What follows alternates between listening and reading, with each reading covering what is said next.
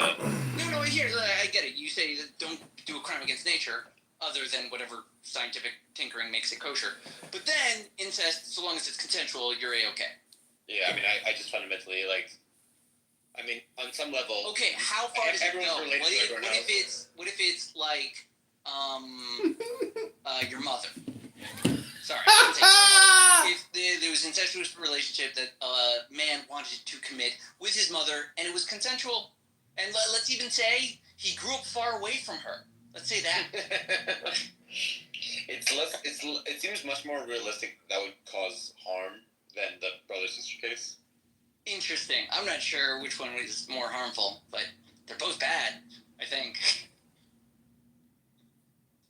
I've thought about this before. Like, is it because one time someone said they didn't care if it was a brother and sister, and then I was about to agree. Then I thought, what if it's like a sibling that's like way, way older? Someone could make the case that they groomed them, and so like, how would you know? Right. I don't know. Right. Let's say the older brother or older sister was 17 and bounced him on her knee, right? And then they grow up, consensually want to have a loving relationship. What do you say, Sam? Listen, whatever norms produce people being happy is the norms I want, and whatever norms produce people being unhappy, I don't want them. See, I think this is like all of these questions become empirical matters rather than matters of principle. I suspect that this is one of like the areas where the law is vague, kind of like on purpose, and just says incest. Knock it off. We don't like it. 2 degrees of separation or better. Leave us alone. I mean, there's an argument on the pragmatic side that like cousin marriage should be illegal. So, right. It's in fact not the case that cousin marriage is as bad as people think in terms of like genetic outcomes. That's true. It's also, I believe, not strictly illegal in all places. It's not illegal everywhere in America, but here's it's not like clear incest. But here's the rub. If you have it being endemic in a society, it has 2 big problems. One is you're more likely to have clans because the family's going to be more likely to be like closely knit. Okay, but that's like a weird objection. Let them love each other.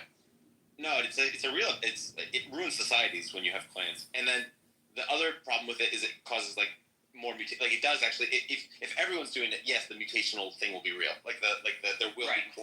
On an aggregate level, it's exactly. So I would if there's a lone weirdo that wants to have kids with their cousin, I would be like, yeah, go for it. But if it's like if it starts becoming societal, I'll be like, no, guys, we need to knock this shit off. That's a weird kind of a catch-22. You're saying like it's a societal problem, but on an individualistic level, it's fine. So I'm not going to make a law unless too many of you decide to do it, because then that's bad. So it's going to be a law. Like just keep it as a law.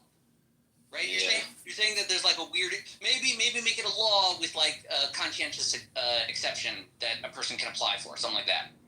Yeah, maybe. Or maybe you have to pay a fine, so that way. Right. Like with the gospel, you get a fine. Wow.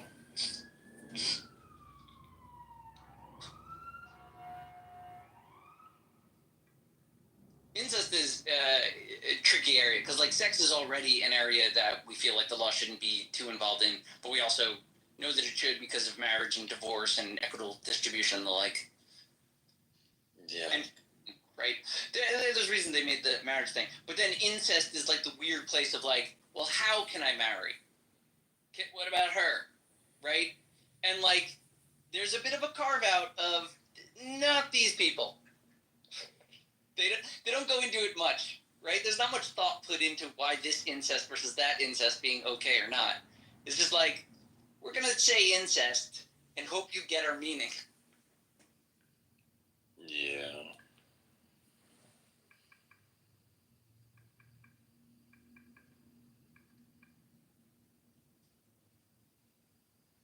What say you about adultery? I think you want that punished.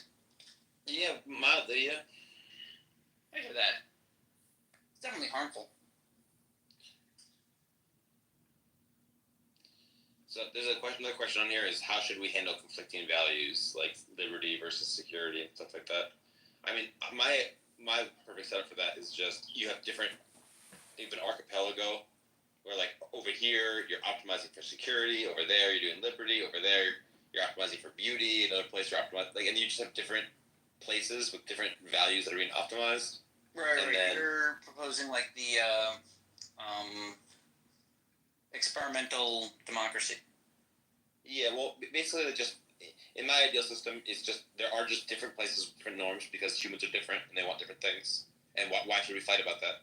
Like, just accept that me, Sam Rosen, wants to live in a bohemian society with lots of art and weirdness, and some conservative wants to live in a quiet town where no one's being naked in the streets. And like, we should just accept that we both have different ways we want to live, and we should just not live near each other. Like, that would be. And then the trick would be to find like what are the major fault lines of human values, such that it makes the most like what would be like the most sensible way to carve this up.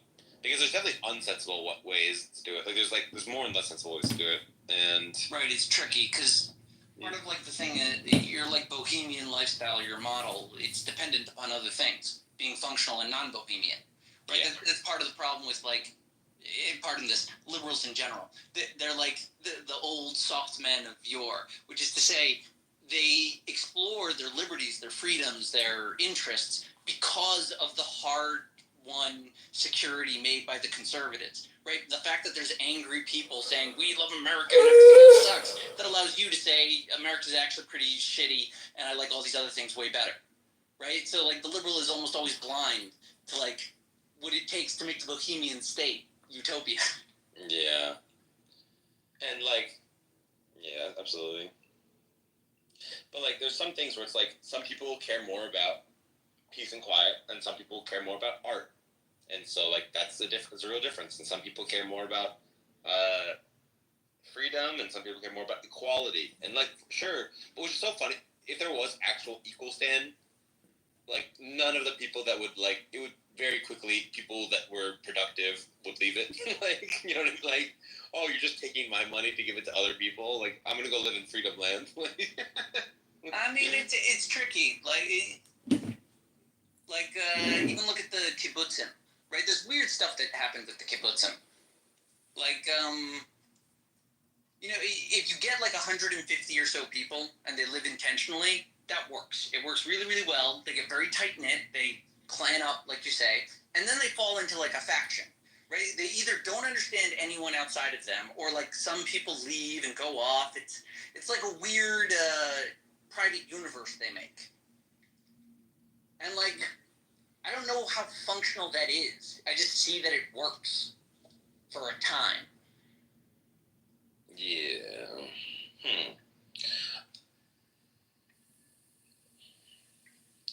I just think that people don't actually want equality. They want, like, they don't want to foot the bill. Like, if you had to give up half your paycheck to give to, like, only homeless people who were doing nothing in return for you, you would feel like you were being wronged. That people were, like, fucking you over, living like leeches on you, and then that you'd want to, like, hurt them for, like, what the fuck is wrong with you? Why are you, like, stealing from me? You're, like, a psycho. You're just literally making me be your slave. And so I think there's like something that deeply would not work about Equalistan.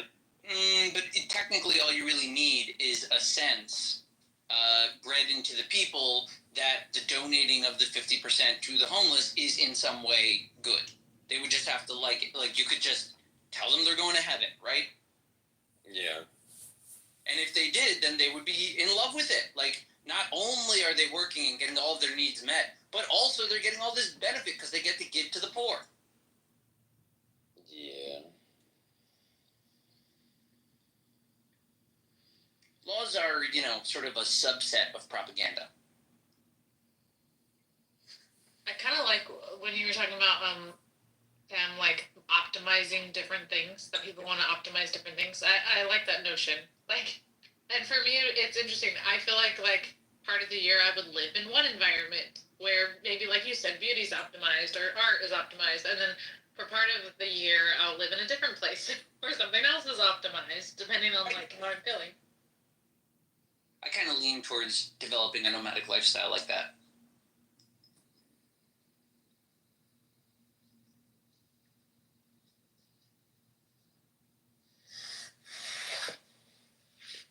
Oh, by the way, Sam, I really dig that room I was in for you during the rap battles with Hamza. That was fun. I'm glad you enjoyed it. Yeah, I totally kicked Hamza and is it Hamza or Hamza? What is it? Hamza and Jay's butt like you won that battle. Thanks. I mean, I practice more than they do, I'm sure. Okay, so when I last wrote about this, like, optimizing different societies, here's some that I wrote down. There's Freedom Town, there's Silly Town, there's Beauty Town, there's Safe Town, there's Party Town, there's, like, Intellectual Town, there's Business Town, there's Extrovert Town and Introvert Town, and there's Food Lovers Town. Those are my different optimized societies. I feel like I could find at least 6 of these at the mall. Oh my god, I don't know what it is, but like, like I would want to live in all of those places, like I said, just at different times in my life, because I could find the appeal of all of them. Ooh, that's the move. Yeah. All right, so here's the move. Here's how you make $1 billion. You have to be the front man for millennial relocation based upon renaming cities under your stupid simplistic titles that millennials will, for whatever reason, decide to move there. Perfect. It's a foolproof plan.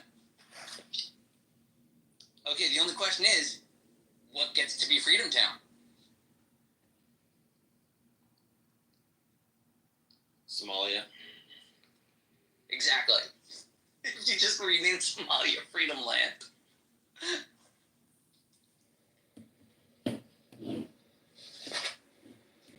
Alright, in the comments of this post that I put, someone said, we're gonna have Cat Town, where there are many outdoor cats, and they are selected for friendliness, public litter boxes, team of veterinarians, architecture is full of cat-accessible balconies. No, that sucks. That's a shit town. Alright, 3D Town. All sufficiently tall buildings have public passageways at all elevations. Okay, I thought of a fun, like, vignette that's going to happen at Cat Town. Someone that hides from someone else because of cat allergies. And we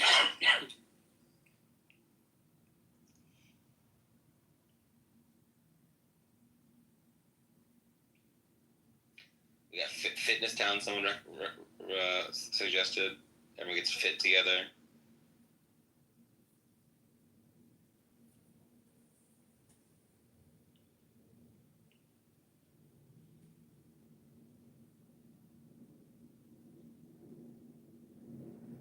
That would be what? Yeah.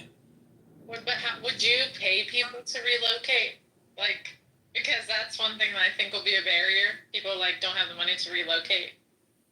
Yeah. Ideally, we help people. We take extensive personality tests on them, find out what town they'd be happiest in, and then and then give them some help getting there. Oh, I didn't even think about that. Like somebody else doing the personality test and then just suggest or saying this is where you'd be happiest. Because I think a lot of times too, people think there's certain things that'll make them happy, and it really won't. And so maybe having an outside test, that might be better. Yeah.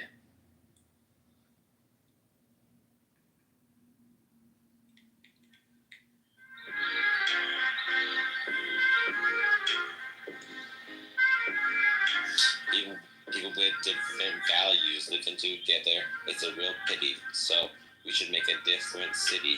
Yeah, we could live together and be witty. We could have fun, getting it done, having some sons next to the ones sharing our values.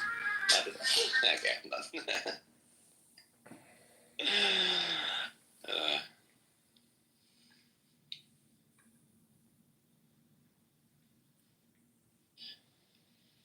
Yeah, actually, is there another room? I feel like no one's online right now.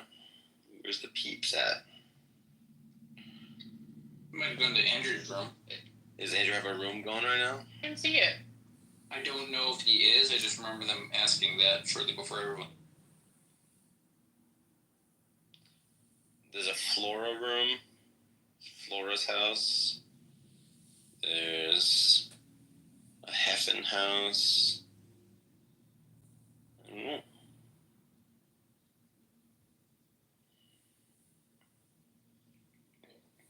guys ever talk to Madi? Yeah, occasionally. Oh yeah, you don't like gossip. Never mind. Oh, I want to.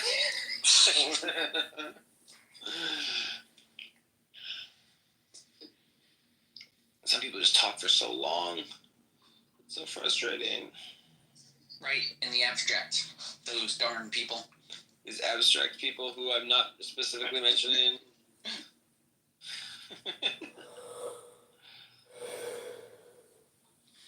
Do you want to just, like, pay me as a fine? No. He deserves just punishment for his gibberating. That's true. Ooh, do you want to, like, add addendums? Beyond gossip. No more gibberating? Yeah, oh my god, gibberating's, very steep penalties for gibberating. Alright, let's develop this into an atheist argument. If the God really gave law to man, why is there no moral thought put into the clear harm of gibberating?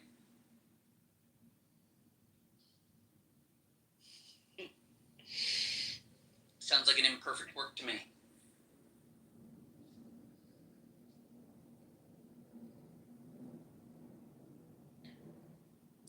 All right, okay. Well, let's stick on gibberating. I have 2 more questions I want to ask you. Okay, on gibberating, what would be the best law to prevent gibberating? Like, how could we, like, because people can always be like, I wasn't gibberating, and it's like, right. bitch, you're fucking gibberating. Well, maybe we shouldn't illegalize gibberating. I think. Maybe teach it in schools from a young age. I don't think that gibberating should be illegalized, me personally. Like in a school, like teach kids what gibberating is and how to not do it, how to avoid it, so that they grow up to not gibber.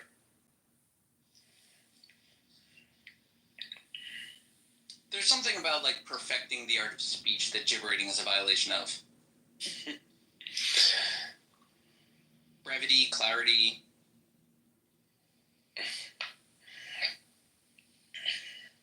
Yeah, I mean, it's so hard to have a working law against gibberating. Like, oh, you talked too long and didn't say enough points, and the points weren't coherent enough. Like, that is so fucking vague. That's more vague than, like, anything else we've discussed. Like, what's too long? What's not clear enough? What's, like...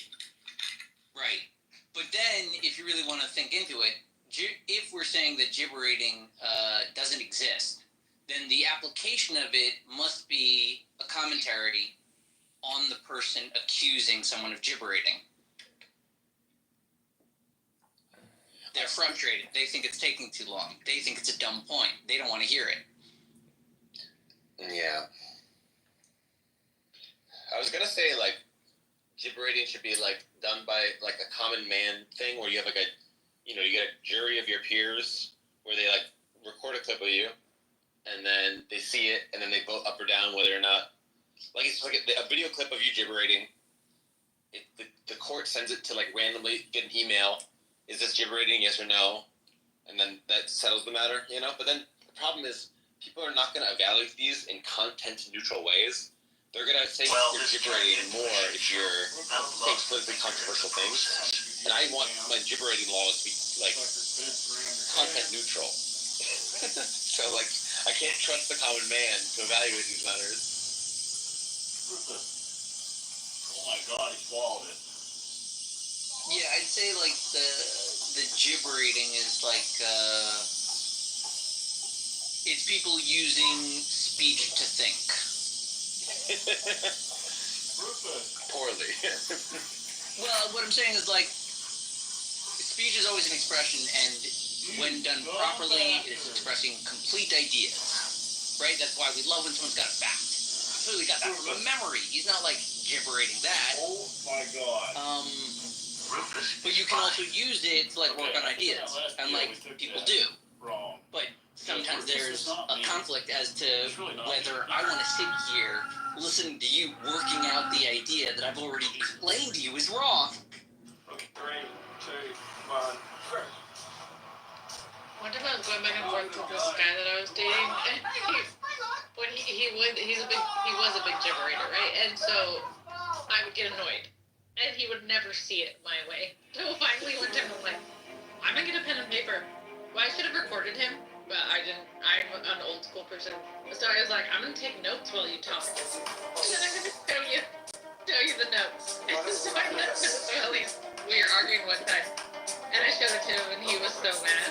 I was like all over the place, and like jumping from thing to thing, and not expressing the complete thought, and taking forever, and like, yeah. Gave him notes. It's like a director going like, okay, but do it as if it were real. I remember the last girlfriend I had, when she was not angry, she was totally reasonable to talk to. When she was angry, her like reason turned off, which was untrue of me.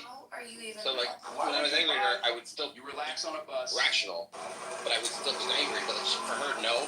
And I tried to get her to like understand that she was like this. So I started like writing down like all the crazy shit she would say when she was angry, and then be like, "Do you endorse this? Do you endorse this? Do you endorse this?" And then because she didn't want to be like trapped and admit, she was like kind of like forced to admit that yes, like do endorse that, even though obviously she fucking didn't. You know what I mean? Like, Right, you tried to use your unfailing reason to prove to her that she was being unreasonable. like, I don't know. I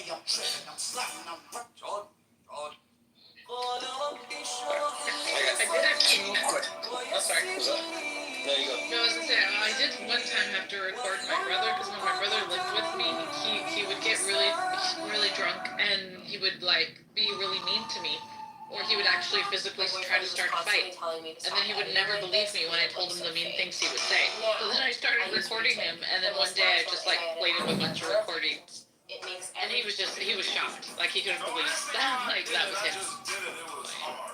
Right? Yeah, got no What do emotions. you want? Are you a big Alright, I'm heading to bed. Alright. Good night, guys. Alright, good night.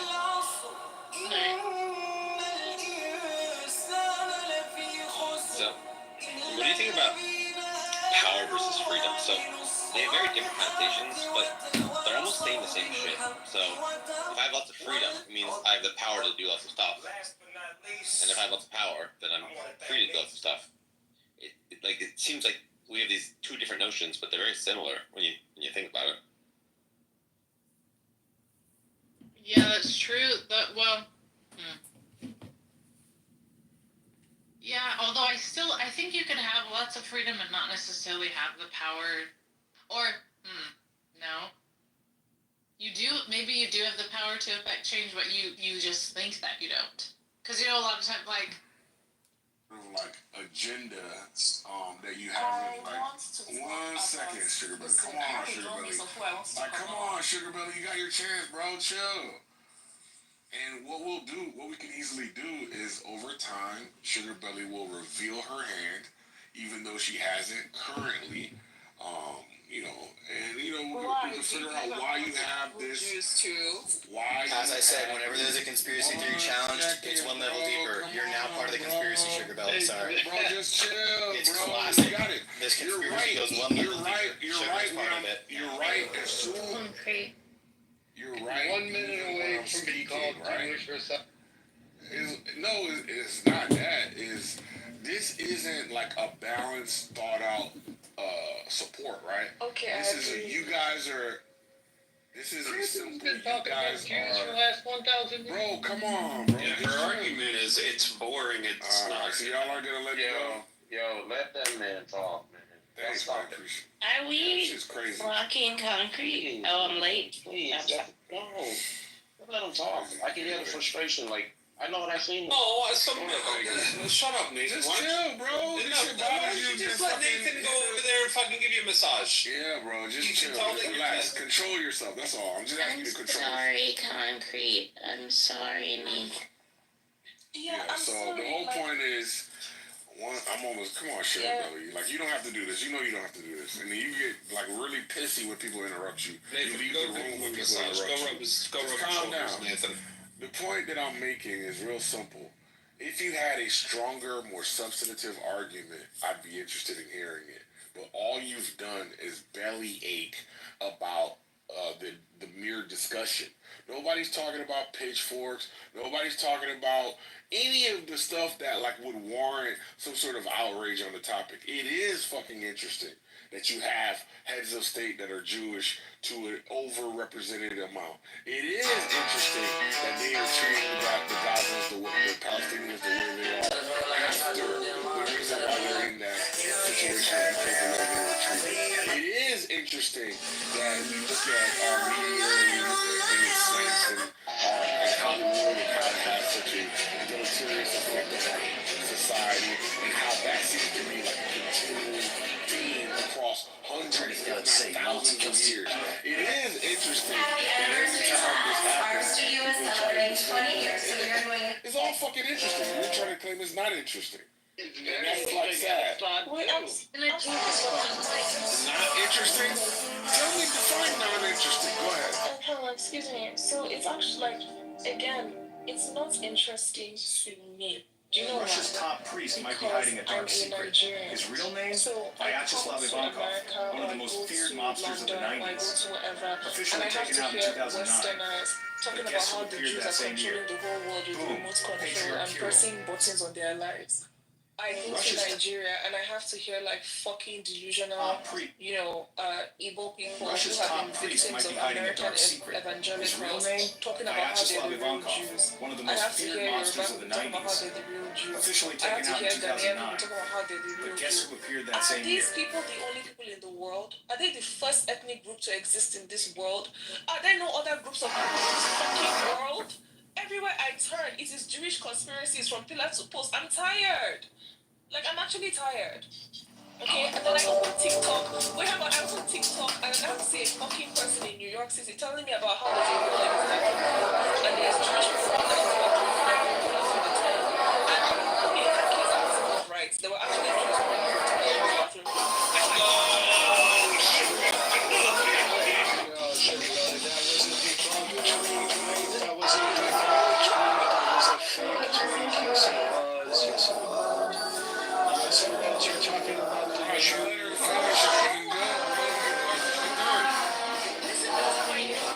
TikTok, okay? You didn't follow the whole saga on TikTok. If you go to like TikTok, the person who was going back, episodes of this TikTok saga, they were like, no, you're a Jewish conspiracy theorist. How can you say that there's Jewish people under your bathroom floor? Blah, blah, blah, blah. Eventually, it turned out to be true. But like, the white boys, the college kids? How is that even possible? Listen. Are you talking about the college kids? I don't even know what the fuck it was. The point, listen, One of them was a blonde? The point I'm trying These to fucking make is that- assholes. Listen, the point I'm trying to make is that please, in this world of thousands and thousands and thousands of ethnic groups, cultures, languages, religions, tribes, whatever, the entire world cannot be united in having conspiracy theories about just one group of people. Like, for God's sake, it is exhausting. Wait, what was that last statement? What can't happen in the world? Wait, there's no Wait, what? The entire world cannot be united in having conspiracy theories about just one group of people. Well, the entire world isn't united, so that's like, not even a real point. So again, back to hyperbole. The thing is, But who wanted? Somebody wanted. Yeah, go yeah, I ahead. do. Let me chime in. Let him ask My whole thing. Nathan, why don't you go over there and rub concrete, so. Calm down, Florida. You might. Sorry, Matt, you're spurting up. Say something. Yeah, just two things. Like, I know you mentioned, like, about Jewish people in the media, but that's the same thing as earlier. Like, the reason there are so many Jewish people in media and the entertainment industry is because those were the kinds of jobs that they could get in terms of managing and. Because the Christians and, like, allowed them to go in there. Yeah, exactly, because they were like, oh, that's immoral, so if you manage the money, keep our hands clean, blah, blah, blah, blah, blah. So at least this stuff does have historical kind of pinpoint. Do you have any like links for that? Because I haven't. This media Jews were the only people who could be in media is like new to me. Do you have any? Specifically Hollywood. Really, that's new to you? Yes. That's the thing, though. Specifically Hollywood, yes, it was considered immoral. But Well, Hollywood isn't the media, all right? Well, it is. It is? I always get Yeah, affected So as media, a what we look at media is television, radio, Hollywood newspapers. media, everything.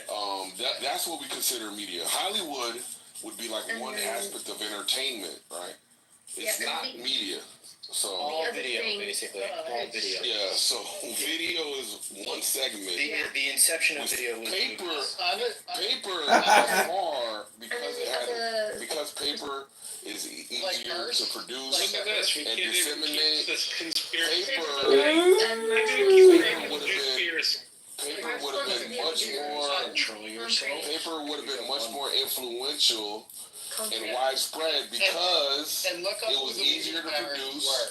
And they People didn't didn't have go into it. They went television. Concrete. No, it would People have been didn't go to rated movie because theaters. everyone could read. So you're gonna have to figure out Are how we talking about newspapers? you're talking or about movie theaters? Jews only being I have allowed one more in point, media sorry. when all you're talking about Wait, was I'm gonna say Hollywood. my point. and you still need You you still need to mentioned give about support for that Palestine. though. But go I ahead. think we need to. Sorry, you mentioned about Palestine, but we need to remember there's nothing that actually promises Palestine like Oh, hell no, dude. Jewish That's just people bunk as as per fuck. their like it's not Like, so if you it's read the not a thing. article, the Wait, dude you who never started made a it statement. is like an You ancient might be- alien I don't understand what wacko. you're talking about. Like, he Basically believes what I'm that saying aliens is are stealing souls, among Green other things. Zionism. And he, I like, I care about adamantly all some indigenous wacky and shit native about it. people except Nah, I for really And can't LiDAR is the most understand you. unreliable I really thing can't understand you. ever, especially for deep LiDAR, especially So in on like regards music to plateaus, Palestine, granite, and all you that need to being remember that the surface. first It's Zionists ridiculously unreliable. It's were not been Christians. peer-reviewed, The tested, or majority anything. of Everyone's just Zionists running today with are it. It's Christians. horrible misinformation involving the You pyramids. can't connect it's being gross. Jewish with being Zionist because it's not Okay. the same thing. Okay. And I think it's just really dangerous to equate that. Wait, did you understand the point that I was making when I brought it up? No. Israel and yeah. So concrete has that going what is it? Opposition Defiance Disorder.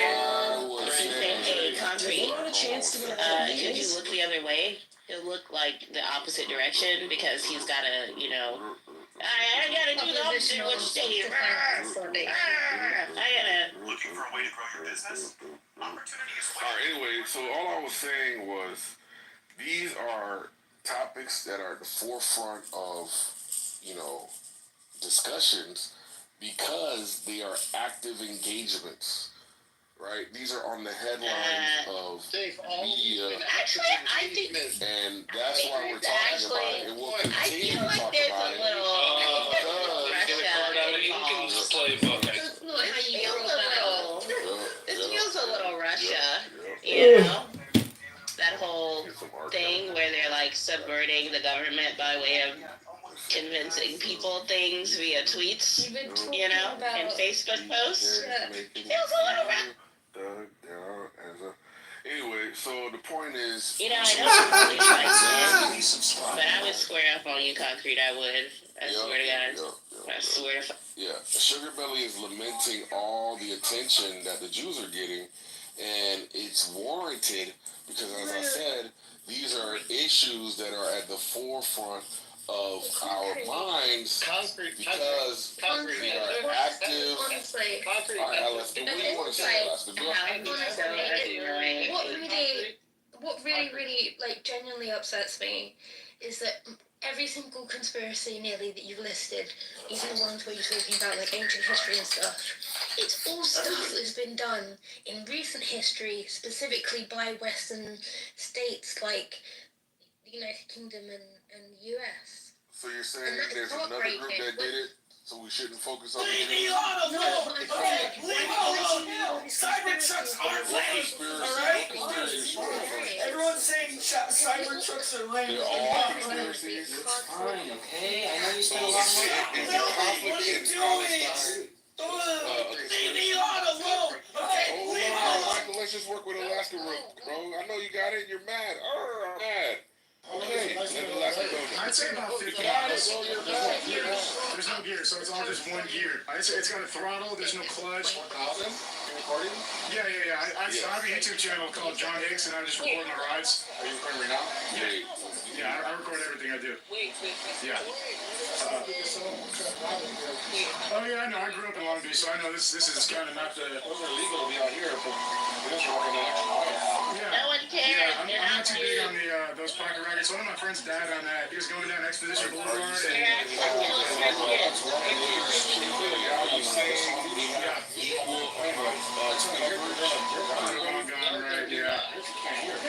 So how when you have the same amount of awareness, they don't have the same amount of coverage? I'd say about 50 miles. That's how attention works. I'm ready for my. You understand how attention works?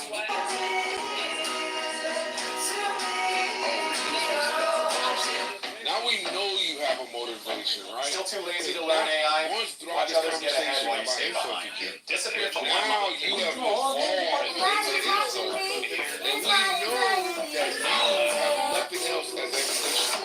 So go ahead and continue. I just wanted to point that out. Go ahead, Sugar Belly. Please continue your point on support of the Jews while you sit here and insult for no reason because you've run out of anything important.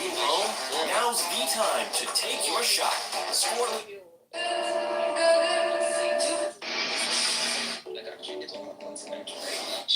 You people would stop us like till we're deaf about all your racial struggles. Please don't scroll. I'm just trying to become a big content creator one day, but How we all need to come together, how Pan-Africanism needs to happen, how Africa needs to unite and whatnot. And then you will pretend that you need some sort of massive international coverage to know about conflicts that are killing people like flies in Africa. But you spend your days talking about Israel and Palestine and the Jews and how the Jews are taking over, how they don't want to take over, whatnot. Like, if you think about it, right, because being black clearly means something to you guys. It doesn't mean anything to us, but like it's important to you. If being black was so important to you, then you think that like you'd spend your time and your energy and your attention to be keyed into like, conflicts that are happening on the continents, like the largest collection of black people in the world. But it clearly doesn't matter to you because the only time you guys remember Africans is when you want to use us as human shields and fodder and an infantry to die in your racial war against the white man. That's the only time that you remember Africans. And that's the reason why you're so focused on like Jews and Israel and whatnot. So not because, like I said, you see them as primary competitors for your permanent victimhood status.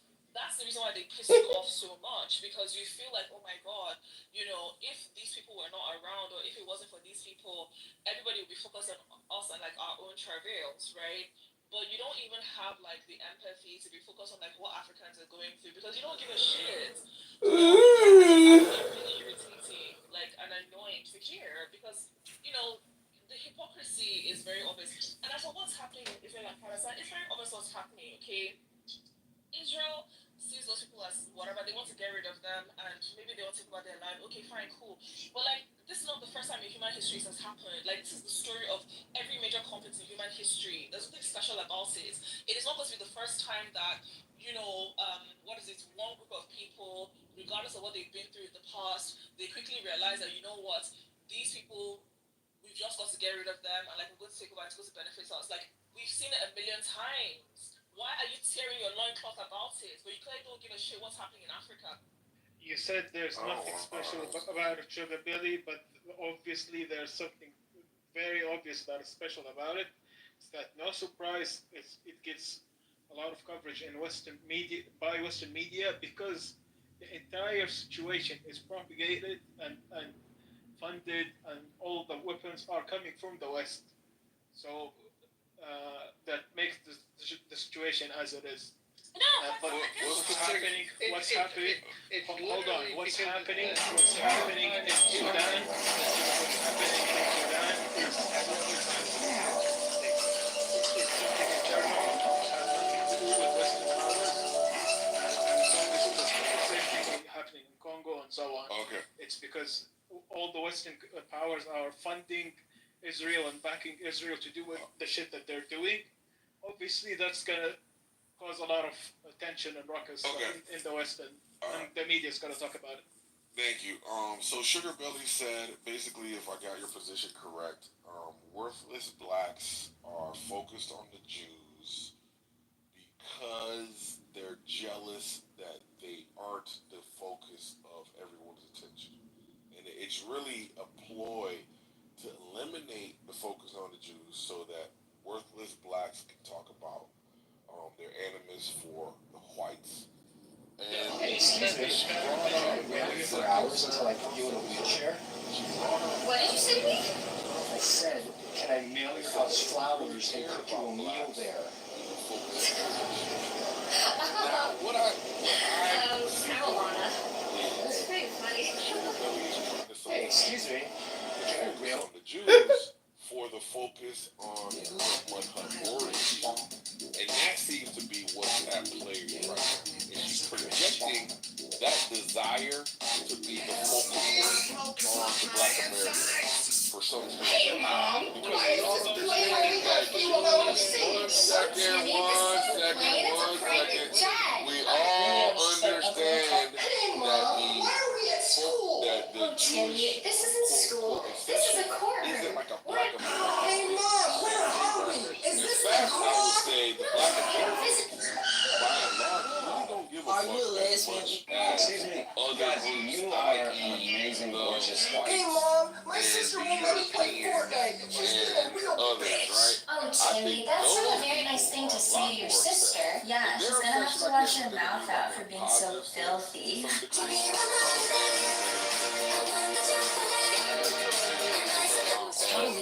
I think there is a division among like the whites in like how they feel positive or negative towards Israel and the Jews, right? Because as we mentioned, the whites are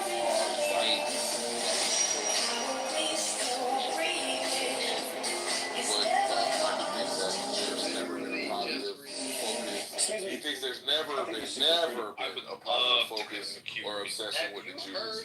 Now, the weird part about it is, I think we've gotten the underlying motivation for Sugar Belly to defend the Jews is because she doesn't want the airtime to go to them. She wants it to go to her pet plights, right? What she thinks is, deeming of attention. Now, there's nothing wrong with it, right? That you should want attention for your plights. It's how you go about it, obviously, is the issue. And I take it that what we're witnessing in the Middle East, what we're witnessing in South America, what we're witnessing in America, is still going to happen simultaneously with her plights. And she's just going to have to figure out a way to get more attention, than it is currently. And it's not going to be demonizing blacks, and it's not going to be minimizing the Jewish difference. There's going to be some other means. Good luck. When is your obsession going to end? Yeah. Never. That's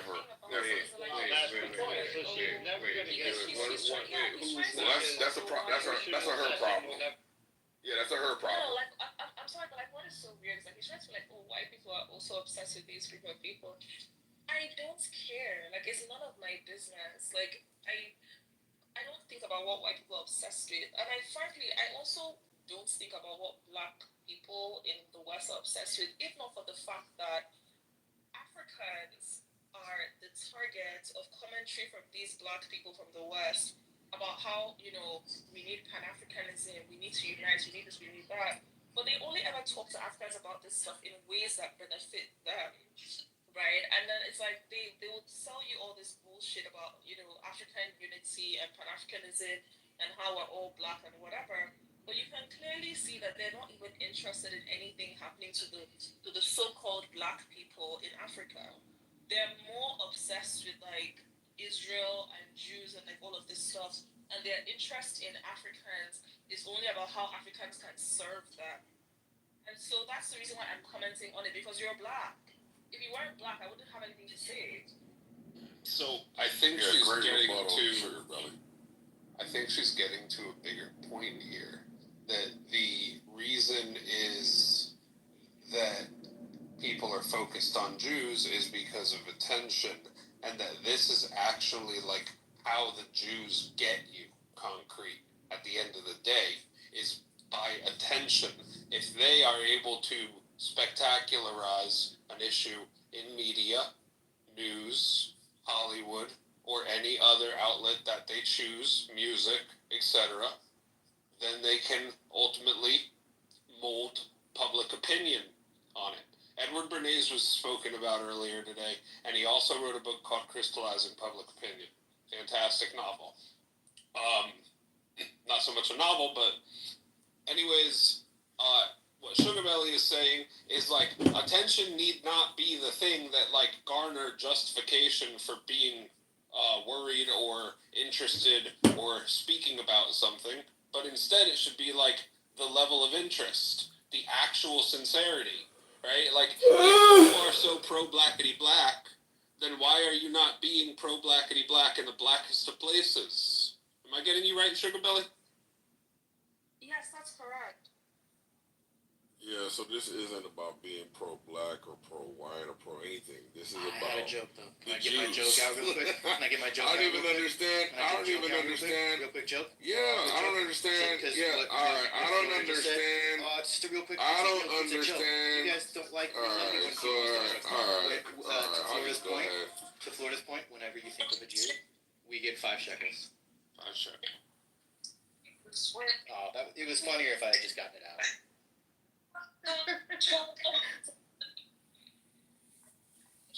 But Dewey, you hear what I'm saying? I mean, that's Conversation now. Yeah, no, I mean, I made the joke So the version whole of what point, you just said. yeah. So all right.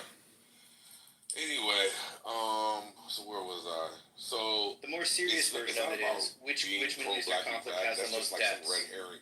Sugar Belly's Because throwing out there. it's not Israel Palestine. Yo, can your faggot bitch ass chill, bro? Yeah, thank you. Cuz, relax. Anyway, Nathan, he needs his shoulders right. oh, got another faggot on the line.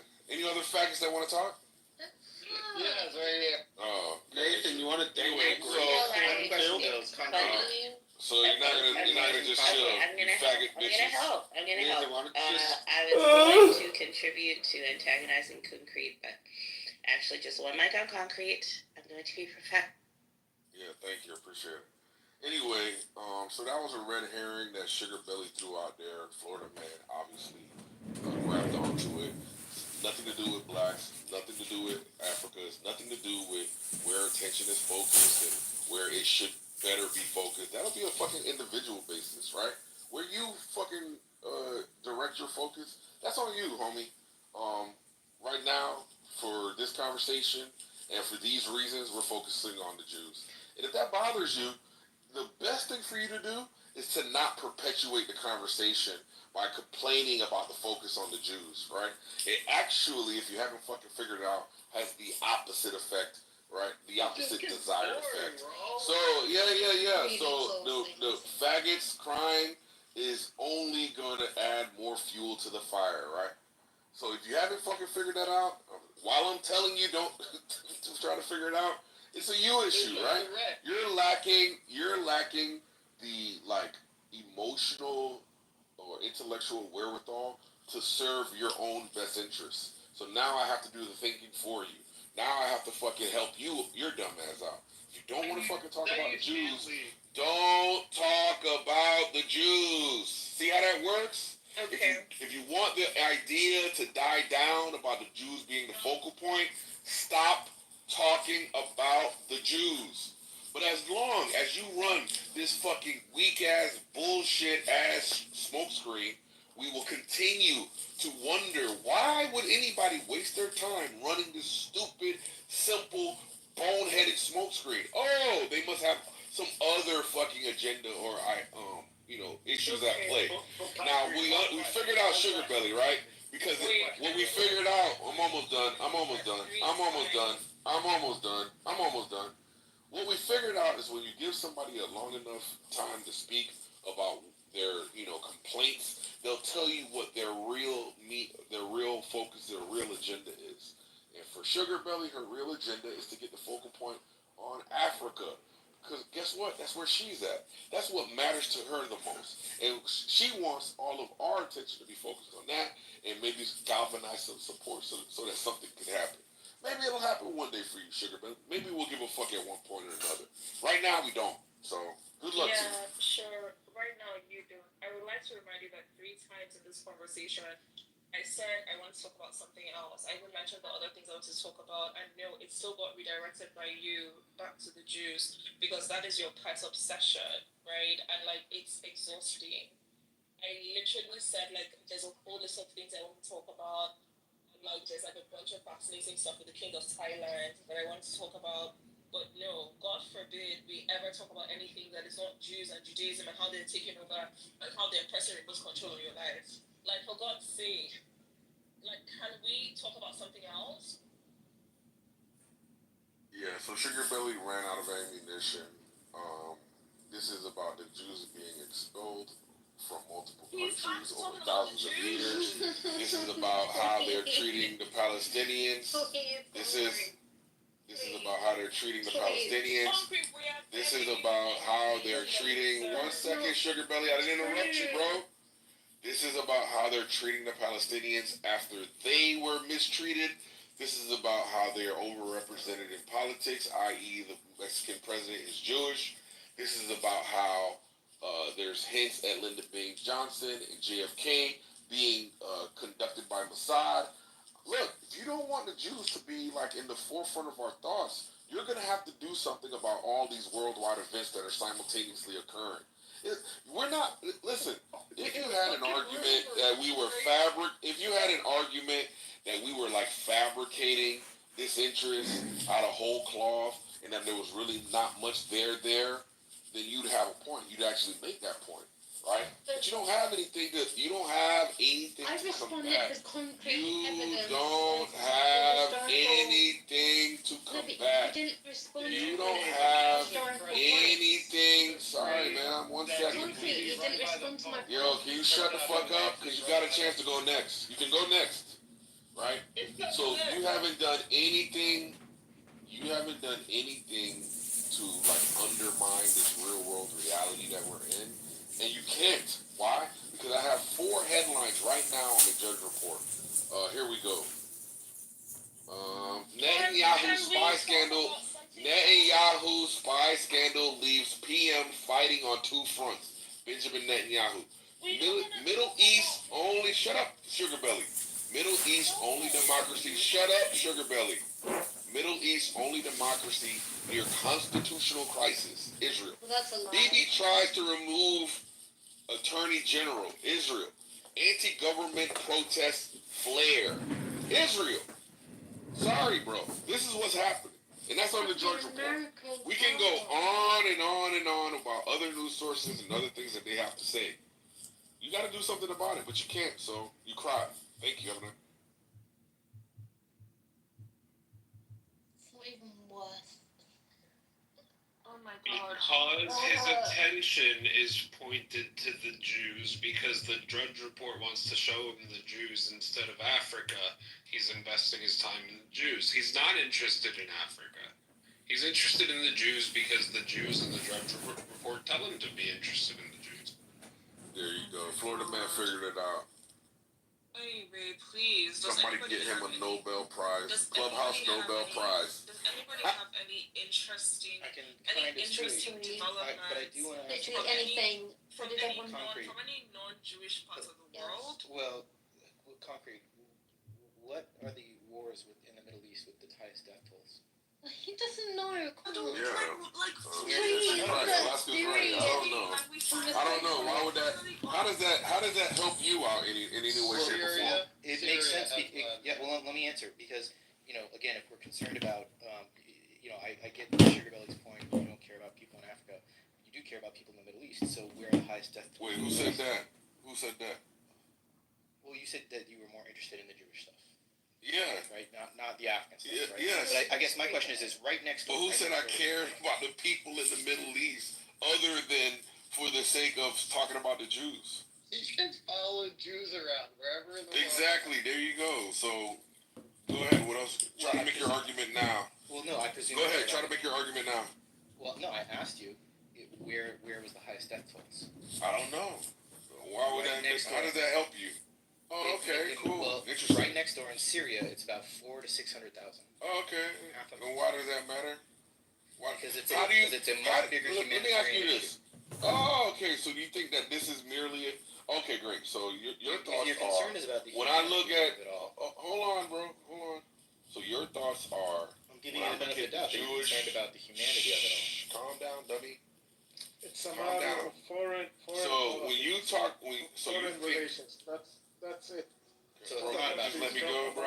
Can you let me go? Because I got all these faggots that are interrupting. Because Can I just go now, please? how You can go when I'm done. You can go as soon as I'm done, bro. Just go as soon as I'm done, bro. I saw you'll be after concrete.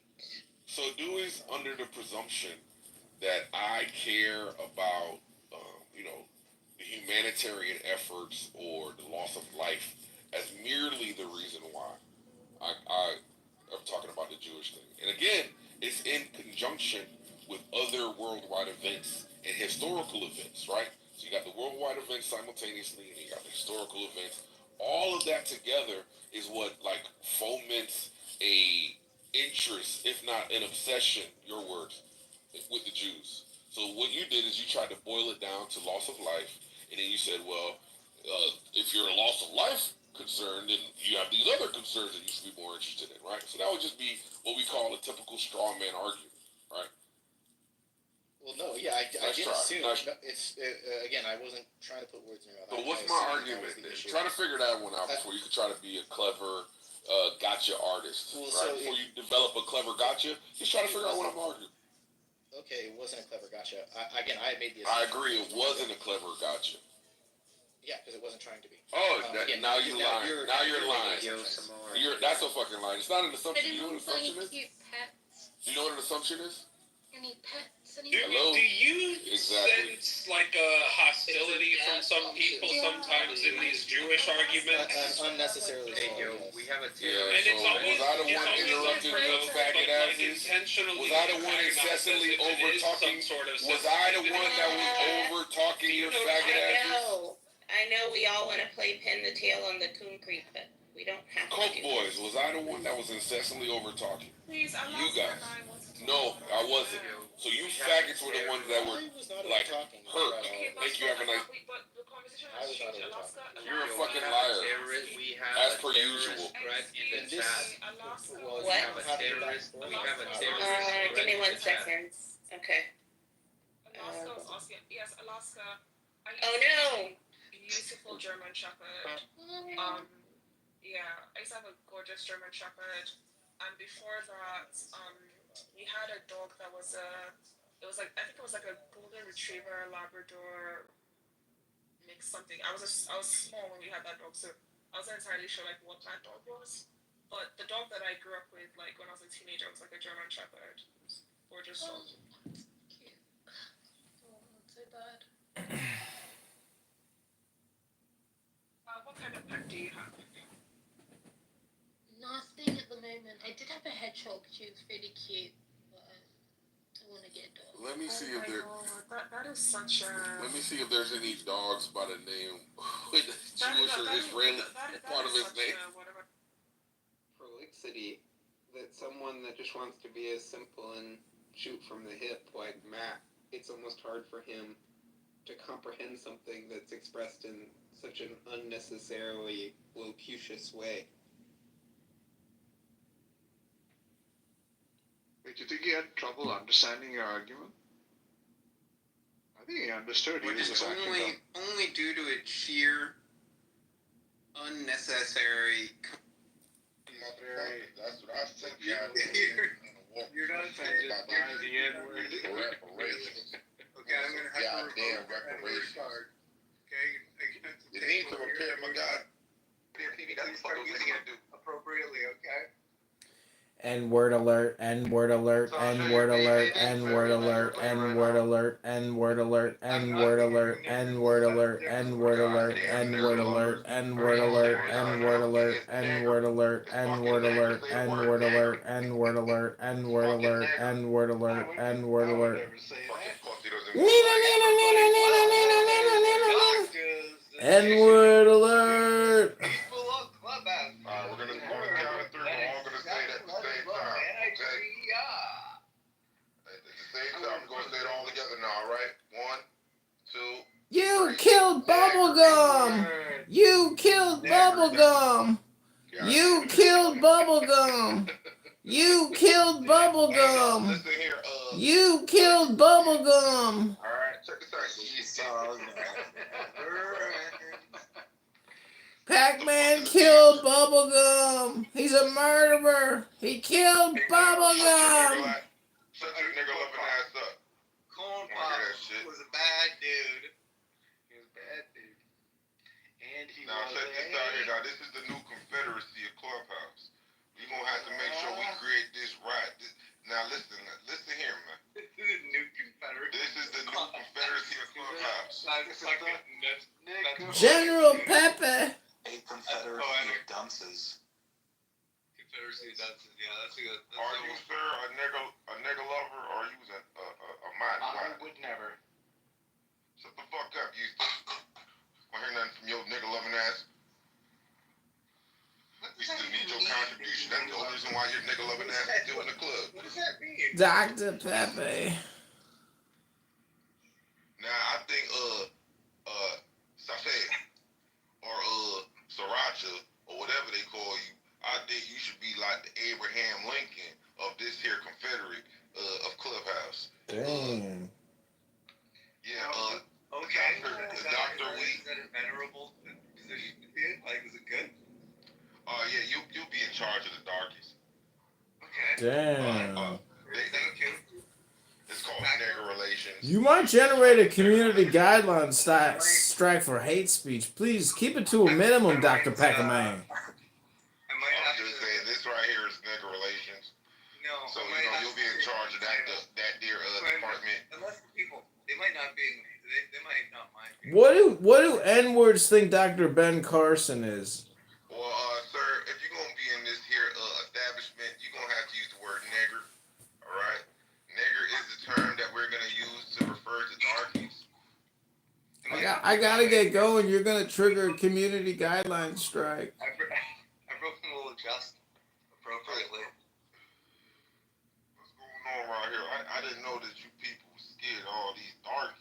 You're gonna trigger a community guideline strike.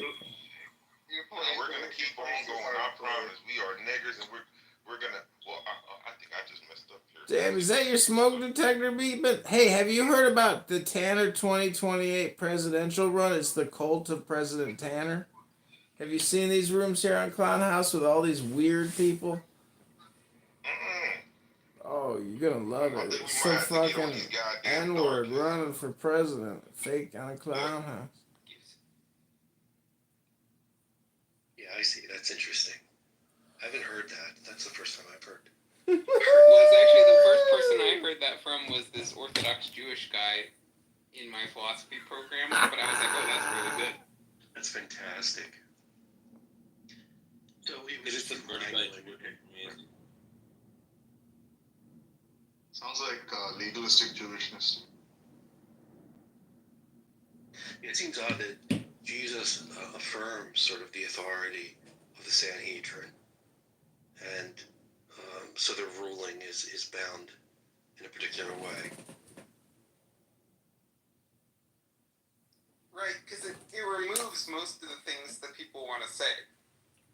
Which is, what they want to say is, oh, well, no, these Sanhedrin that were there in Jesus' day, for one reason or another, they had broken succession with that Deuteronomy 17 court. But the problem is that Jesus' own words won't let them make that argument.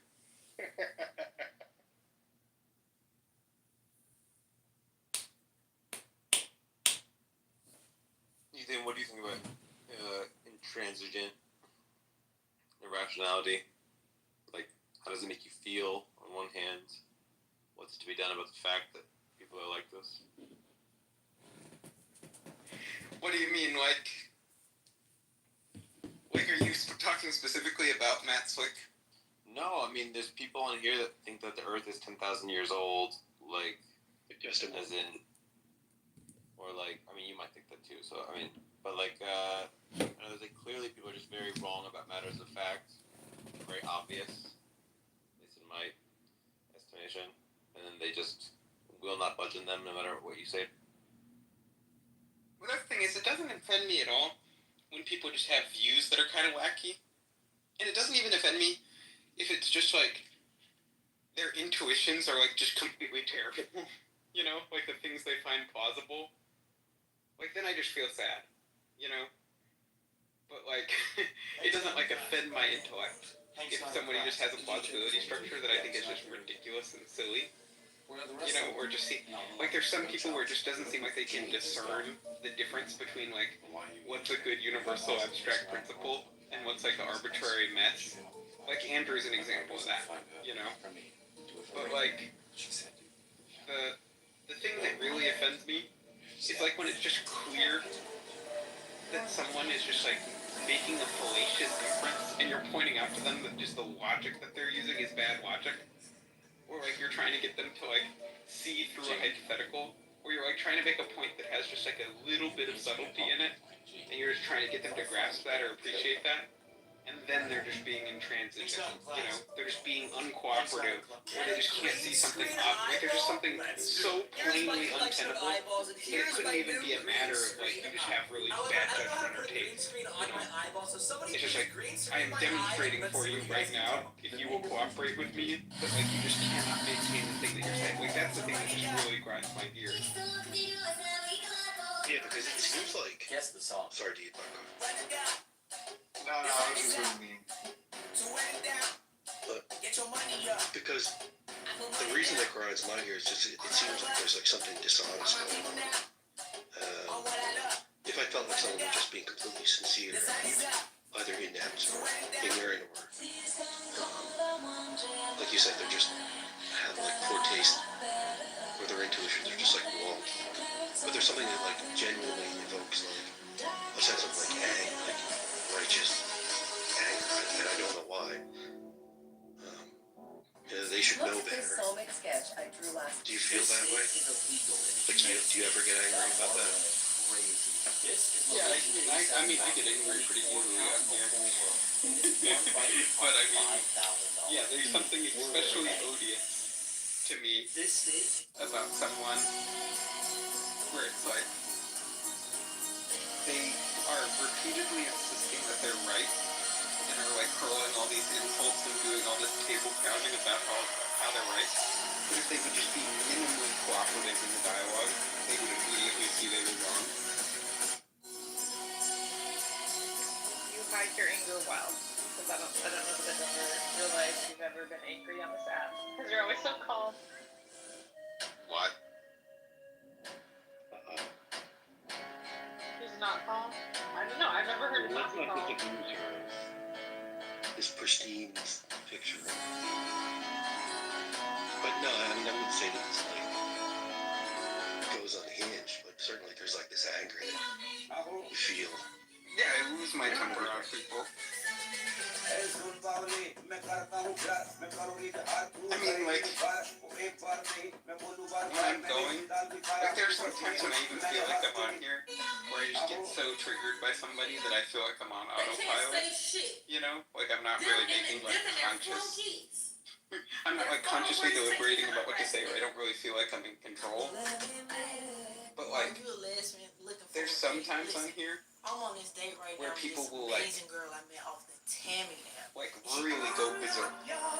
Like, I've seen that happen to Sully, where he will go so berserk. Like, I've never been that berserk on anybody else, you know?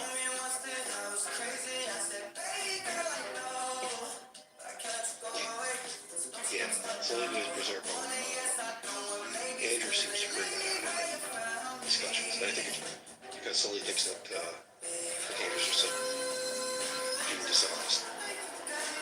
He's like offended that this dishonest.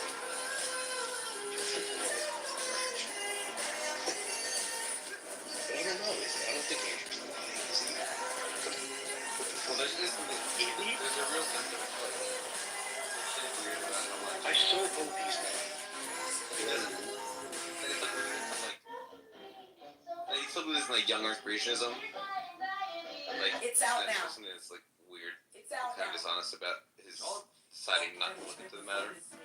No, it's also just the thing that's absurd about Andrew is like he has a worldview where you're like, it's clear that he doesn't care if his response is plausible.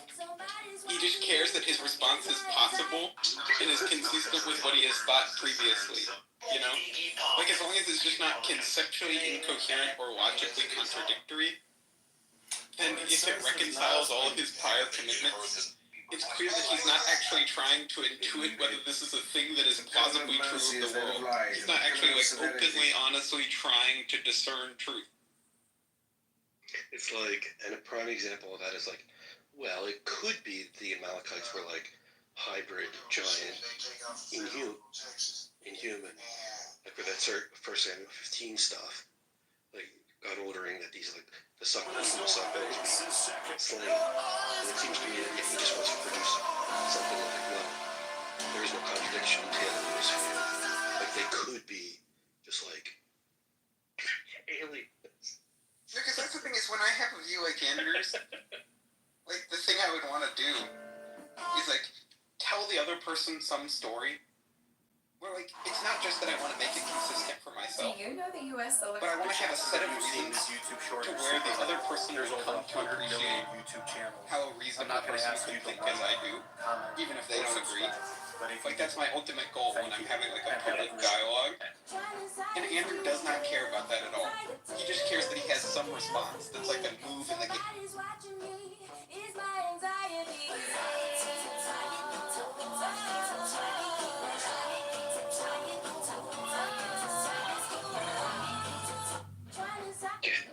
No. The shots are so good. Yeah, absolutely. I've noticed that as well. Like, I just don't see anything about his responses that are an attempt to like move someone in one direction or another. It's sort of purely defensive. Like, look, you haven't presented some defeater from my view, and that's sufficient. But what seems to me would be sufficient is that he provides something reasonable. Because the way he also tries to persuade people is by appeals to incredulity that he could in no way deploy consistently, given all the things he would say where you would be similarly incredulous, you know? Or like, just like the main way he argues in these situations when he's talking about the God haters are literally these sort of selective appeals to incredulity, even though he doesn't feel any need to make his positions credulous. Right. I think that stems from like some view that he holds like close to his breast. The idea is like, I think that he's under the view of like this Romans 1, like 18 through 23 thing. Like, people just know, right? So like what's coming out of their mouth is like some excuse or some rationalization when they eliminate God's existence from some thesis. I think that's very much it. I love to talk to him about that. I mean,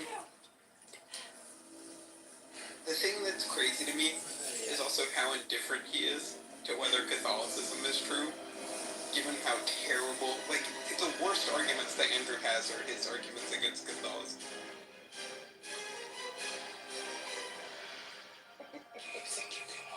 I'm trying to think if he even lashes out at the Catholics.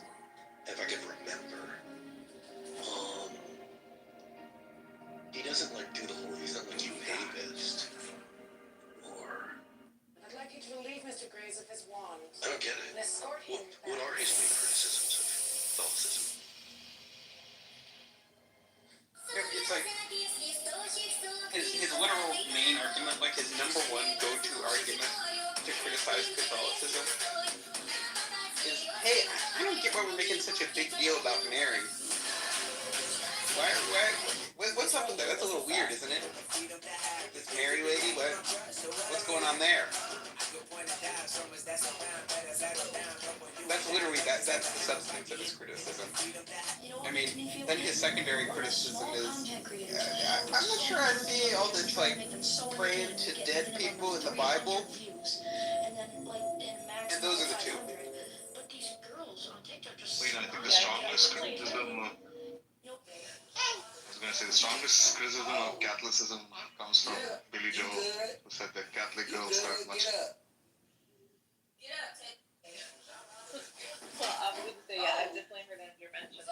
Is it recording? So I don't film these very often, so check this out. Like, what are they called again? Saint. Yeah, he doesn't outright say like, well, you're praying, you're worshiping Mary. That seems. No, but he doesn't have any. He doesn't actually have any argument that he can appeal to from the Bible to the illegitimacy of any of those crimes. Like, he doesn't make that argument. He doesn't make the argument to refute Catholicism from those things. He just says that he finds those intuitively weird. That's the strength of his conclusion.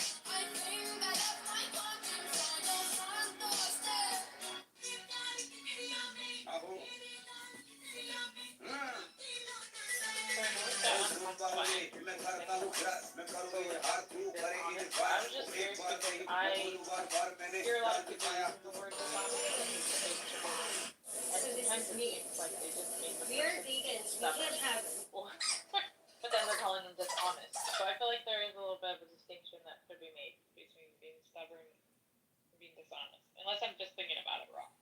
Well, I think there's something there, but I think part of it is like, a lot of times when people are calling someone dishonest here, they mean more they're intellectually dishonest. And like, to say that someone is intellectually dishonest is to say that they care about something other than the truth in a way that's like the way they're approaching a dialogue or the way they're approaching reasoning in a way that basically like distorts or leads them away from truth or conflicts with the pursuit of truth, you know? Like, that's generally what I get, what I'm getting at anyways when I'm accusing someone of dishonesty in these contexts, which is it's not so much that like they are like consciously aware of the fact that they're wrong and are just continuing to protest to the contrary, but it's that like their desire to like not be wrong, you know, or to win in this social argument or some motivated reasoning that they have that's directed towards something is causing them to like obstinately refuse, you know, to be rational and to cooperate in the dialogue. And like there's something about that too where it's like there's also a second sense besides just that I think is also pretty often applicable to people, which is like when you're not consciously aware that you're dishonest, but the person clearly, like it's introspectively available to them that they have certain intentions and that they have certain beliefs. And so it's not that they're consciously aware of it, but if they had just reflected a little bit, it would have become clear to them what their underlying motivation really was. And that's true in most cases in my life where I've been dishonest, which is I'm not consciously thinking to myself, I'm being dishonest right now.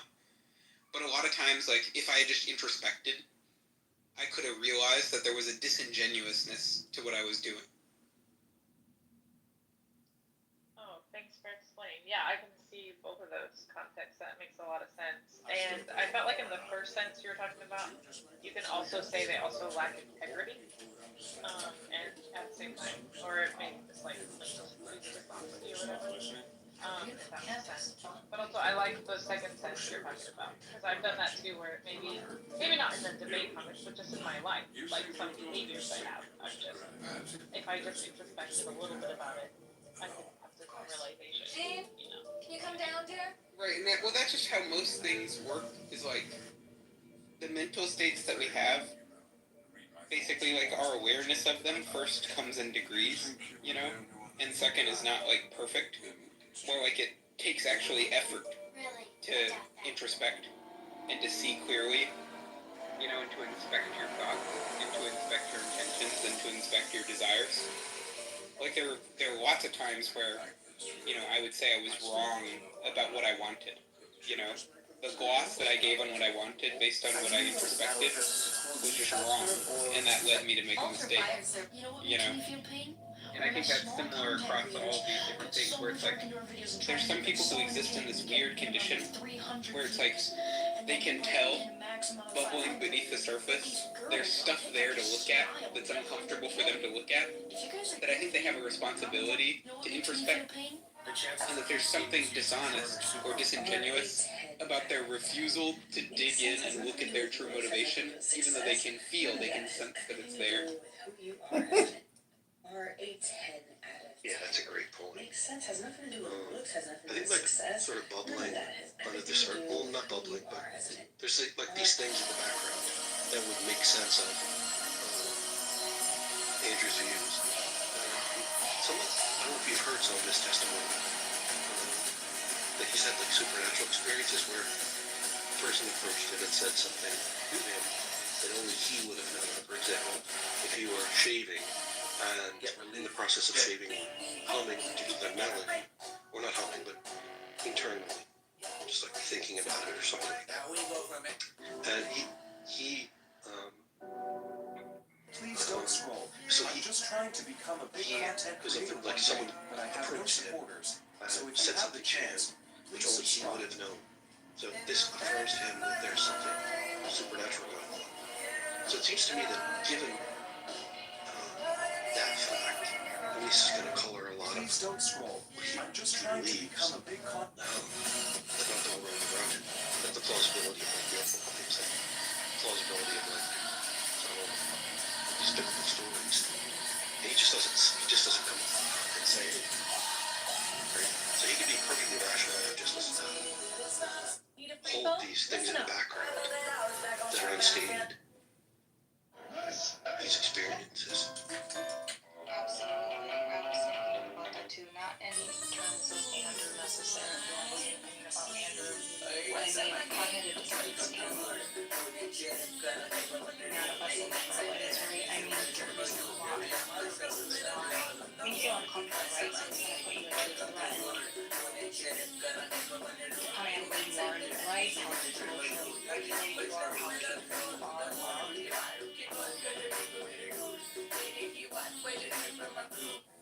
Returning yourself back to a baseline, you're going to feel some kind of fight, flight, fawn, freeze, right? So I mean, just because an individual doesn't seem like they are experiencing cognitive dissonance, it could just be a fawn response. It could just be people pleasing. And I say that just because we are all check out this out to see whether or not we realize it. And that's the point, to not realize it. Right? So I mean, it's really easy to point the finger, but if you're experiencing it, you might just have a fawn response. I just wanted to do something we were talking about, which is this idea of like so much of what the brain does is based on this principle of dissonance reduction. There's just this like tension that we feel when we have a whole bunch of these different mental states that conflict with each other, or where there's some kind of tension and inconsistency between them. And what the brain does is it will like suppress and will rationalize and will revise or will just push things out of conscious awareness so as to resolve this tension. And it creates these situations where, for instance, like the ones I was talking about earlier, are people who adopt a certain like atheistic worldview. Now, after previously, they perfectly understood what everyone meant by like objective morality and categorical reasons and had all these moral intuitions. All of a sudden, they're doing like the Lance Bush.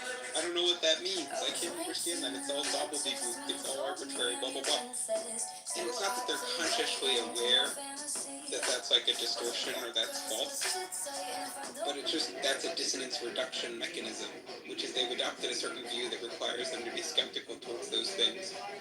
And the way the brain is resolving that tension for them is basically rendering certain concepts inaccessible to them that previously they had had perfect facility with.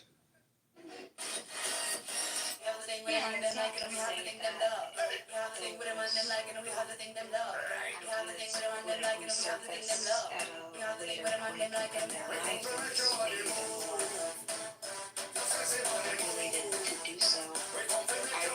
I mean, it happened for me that, like, basically, like, I went through that stage, and then when you come back to theism, all of a sudden we're immediately back in the game of understanding these concepts, you know?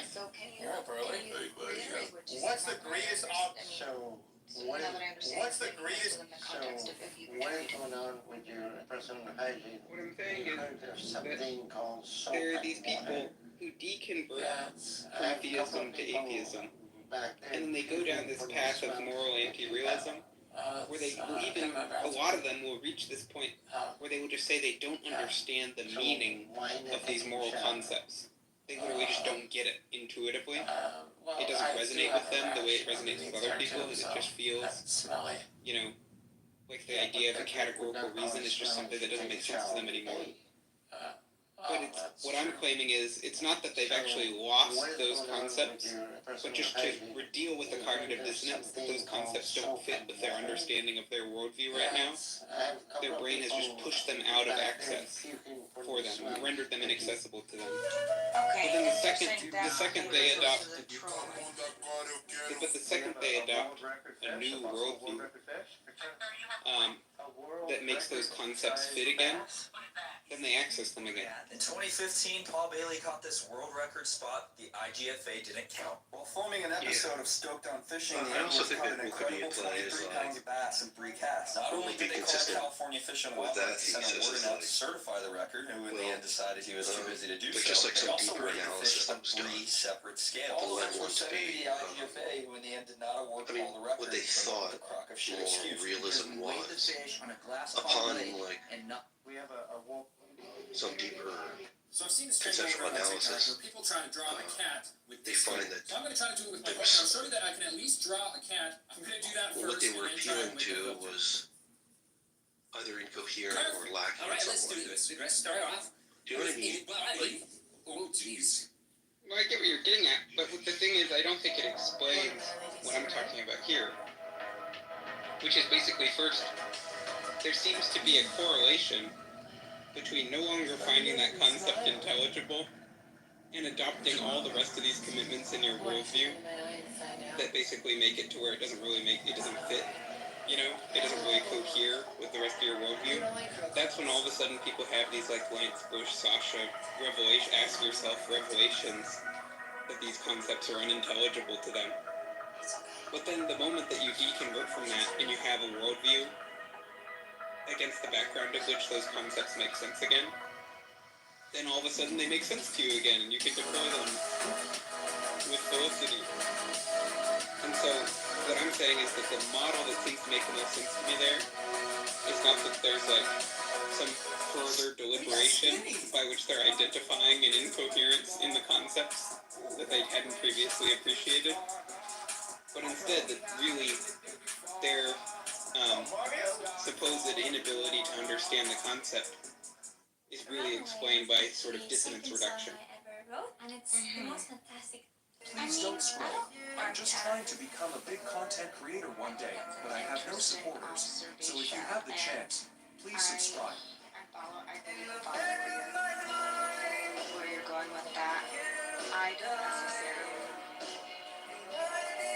think that's. Please don't scroll.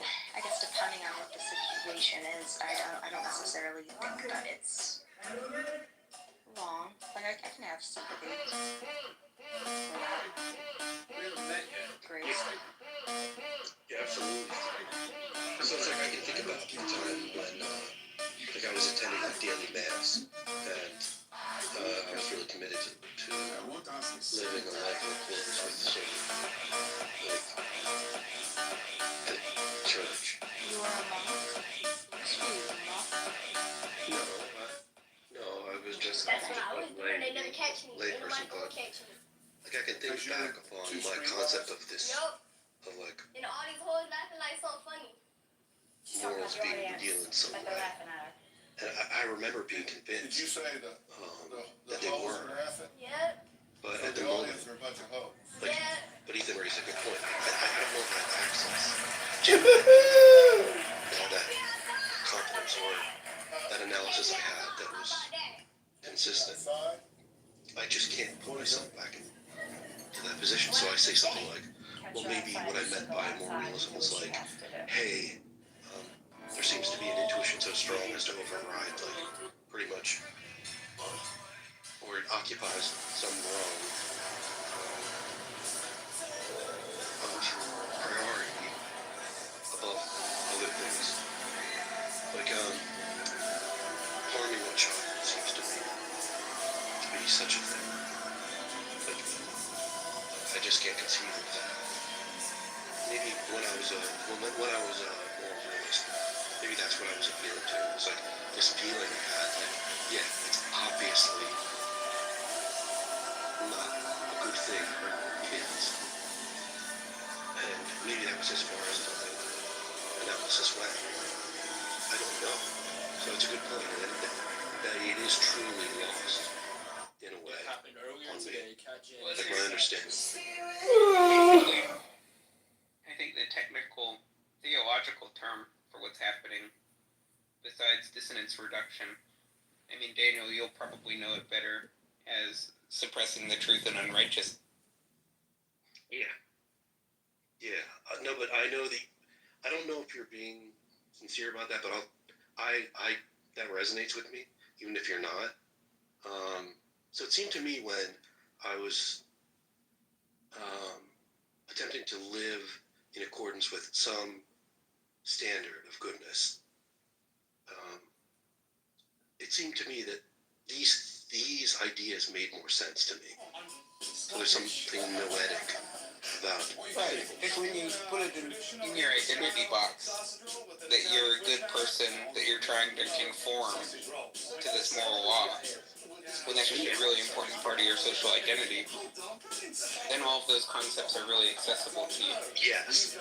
And then when you just became like a fornicating nihilist who was living in defiance of all those laws that you previously took to govern your conduct, well, all of a sudden those concepts needed to go away. I'm sorry if this offends anyone in this room. I'm sure you guys have been noticing it too, depending on where you stand. But there's definitely strong cognitive dissonance going on with some of these people who voted for Trump. Please don't scroll. I'm just trying to become a good content creator one day, but I have no supporters. So if you have the chance, You're please so subscribe. right, true. Literally everyone. Well, let me just Actually, Literally everyone. You're Look, I know literally. that you pointed.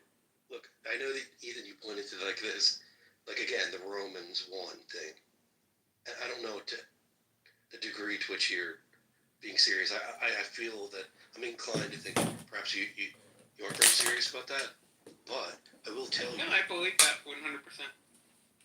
Yeah, I've had that. I realize that the more in accord with, like I said, this my orientation toward the good, and regardless of my failures, there was still this commitment and understanding that they were failures. But this commitment that I had made these concepts more accessible to me, and that's a true thing that I have to grapple with. Like, what is going on there, right? Why were these concepts more salient and made more sense to me when I was trying to live a particular way, which is to say, a way in which I was oriented toward goodness and beauty and things like that. Well, why? possible you Why were did you more in leave tune with Catholicism? your inner child at the time, Daniel? Were you more in tune with your inner child, or like the sense of innocence? And not to take it in some kind of weird direction. I'm sorry, this is not the room for that. No, it's But great. I mean, even just the book, just reading, "The Earth Has a Soul" by Carl Jung. This modern society, this man-made world that we're living in, it kind of it hardens the soul. Yeah. It hardens. Yeah, absolutely, Flora. And I'll be understood there was something wrong, like about like the way things are and the norms that we're used to. I realized that much. I understood that there was a problem, and what I saw was in my adherence to like orient myself toward goodness.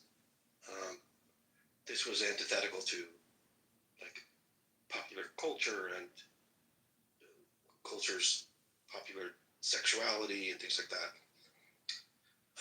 So that was what drew me to the church, was like the fact that it was like, hey, the society you live in is fucked up, right? This is a different way. And I thought that, yeah, that's true. That this is orienting me in such a way that,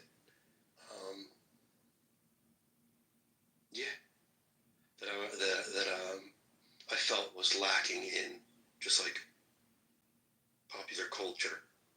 So that was there, like just looking at the world around me and being like, what a fucked up, look how fucked up things are. Well, And why? look, there's a solution. What do you mean, why? No, I was gonna ask, why did you leave Catholicism? Oh, well, that's an interesting question. Oh, you were Catholic. Yeah. Interesting. Yeah, I was Roman Catholic. I was raised Roman Catholic.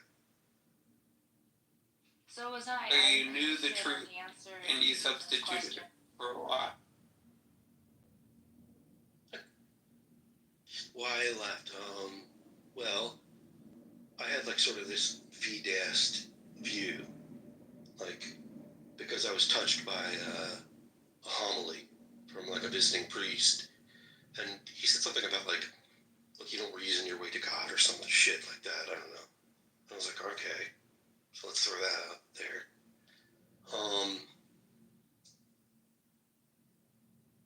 Why I left was just the dissipation of my faith over time and being exposed to like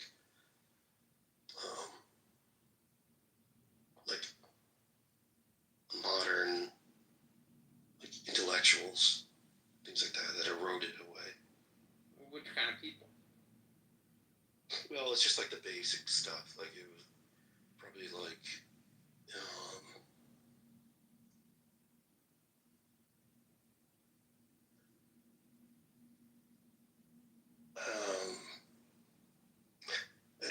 I forget what the literature I read at the time, like Camus, or like then I was looking at like Freud, and I was looking at Marx, and I was looking at like But there's Nietzsche. no way that persuaded you to be an atheist. So what was really going on? Like I said, you're right. Was there some kind of vice that you started indulging? Yeah. What kind of vice? I wouldn't feel comfortable doing that. Talking about that, You're but there asking was. such a great question. I know, but he is. But I don't want to like explore that idea. But like, how do I explain the dissipation of my faith? I don't know. It's a mystery to me. It was there and then it's gone, right? Well, I don't know. It sounds like there's a common denominator here that if we can factor out of the equation. Yeah. Like we can focus on sort of like lust and things like that, and maybe that was Right. an element of Is that really a plausible? Is that really a plausible hypothesis, right? Because like so many believers like engage in these vices too, and it doesn't seem to like often take away their faith. So, what reason would you have to think that's what took it? Well, I don't know about that, but I think if we just You don't look know at about that. You think that's false? Yeah, but I want to pursue the line with Daniel because I don't think yours is as interesting, which is just that basically, Daniel, do you think in your particular case that there was a correlation between the way you lived and the way you think, or the way you thought? Yeah, absolutely. I gave up the idea that these were in fact ideals. They were virtues. I questioned that like this abstinence from lustful behavior and the like. So I deviated in terms of my values, and I sort of gave in to these more base things because I reasoned that they were trivial. I mean, that's true. You're right. That guy gave actually a good point, and then you said you didn't find it as interesting, but I think you didn't find it as interesting because he was kind of invalidating where you were going to go with your line of questioning with Daniel, and so I just found that funny. You're like, I don't find it interesting, but only. I don't think it is a particularly good point, but it's just a whole digression to explain the reasons why, which I guess I can now that you want to do that, but it's just like, first of all, the mere fact that something is not a necessary condition for the loss of faith does not imply that it is not basically the efficient cause of Daniel's loss of faith. So just to say that something is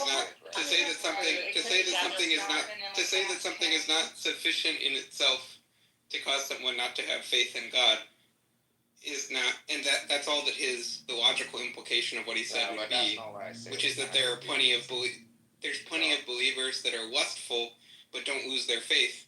So if he just understood logic, he would understand that. No. Can I respond? Well, if I could just no, just let me finish speaking. Allow me to finish speaking, actually. I mean, your arguments are always bad, but the second is that basically the theological virtue of faith is a completely different thing from professed belief. And so, like, the theological virtue of faith is not what we're referring to. And basically, a person who's just indulging the personal vice of lust, I have a very hard time believing they actually have the theological virtue of faith. Janito, why is that hard for you to have that? Did you respond? Jesus Christ. Wait, can I ask Janito? I just want to know. Guys, yes. Devani Trinity, let Trinity respond. Yeah, thank you. So, like, first of all, like, I didn't say it has to be. I was making like some sort of like inductive inference, right? So it's more like if we see most people believe that have faith performing these vices, right? It doesn't like give us any reason to think these vices take away the faith. It doesn't follow from that these vices can't somewhat contribute, right? But what reason do we have to think that aside the assertion made by the religious claims, right? That's the point I made. So the thing you're talking about necessary conditions and all is not the point I made. That's a straw man of it. The second point you made about what some theological faith is, and like, oh, maybe we can't even identify who is a true believer. In that case, similar to the first point, would just be that then you just make your claim unfalsifiable. So maybe the people I think are like believers maybe really are not, and you have maybe some special way to identify those true, quote-unquote, true believers. That's all you're saying there. Well, no. I mean, first is, as you often do, you were interloping in a conversation. So, like, I think Daniel understood the concept of him having faith and then the faith going away. So I think he understood the phenomenology of having genuine faith, authentic faith. And so when I'm talking about the theological virtue of faith, I'm talking about like a phenomenological experience that he was having in connection with basically authentic faith on the supposition that he had that. And I think there's many, many people in the world who basically are like practicing atheists that purport to be religious believers, or who don't take their religion seriously. And it's definitely not like a lived reality for them. As to your second point, I mean, returning to the first point, yeah, it just doesn't prove anything. Like, if someone is like, hey, were you spending like a ton of time on Instagram before you developed your porn addiction? Saying, well, there are lots of people on Instagram that don't develop porn addictions, that wouldn't really be a pertinent reply. Because I'm just talking about, hey, a very common precipitating cause, though very, very rarely, it's like sufficient in itself. There also need to be enabling preconditions that are in place. Basically, personal immorality precipitates basically deconversion. Again, like you just actually made my point the second time, right? So if someone is like participating on like Instagram for a long time and develops porn addiction, if we have like a statistical like probability that it, or like we have some reason to think this, even maybe some sort of like plausible hypothesis, or maybe some, you know, as I said, statistical probability that like this is correlated to like people developing porn addiction, then that would be a good point. But the point here is, if there is like no statistical probability, nothing else, we literally have nothing. It's almost like you could pick any random action of the person and say, oh, at the time when you develop porn addiction, you also drank water, right?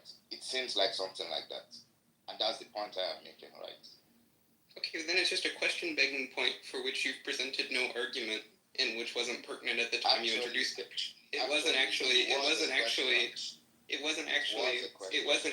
the way you phrased it at the time. The way you phrased it at the time was, well, there are lots of religious believers that don't lose their faith even though they indulge lots of lust. That's what you said. Now, I know you realize that's silly, so now you're reformulating your point to just a demand for evidence. Well, now, the thing is, we can provide you with the evidence, but you're tedious to talk to all the time because you always do this, which is just trying to demand evidence. Now, which is just like, okay, fine, we can do that, but I would prefer to just have a back and forth conversation with someone seeking truth rather than just trying to exchange citations back and forth. Yeah, so Shanita, what I'm wondering is there an idea, is there a thought process behind this that you actually do want to work through?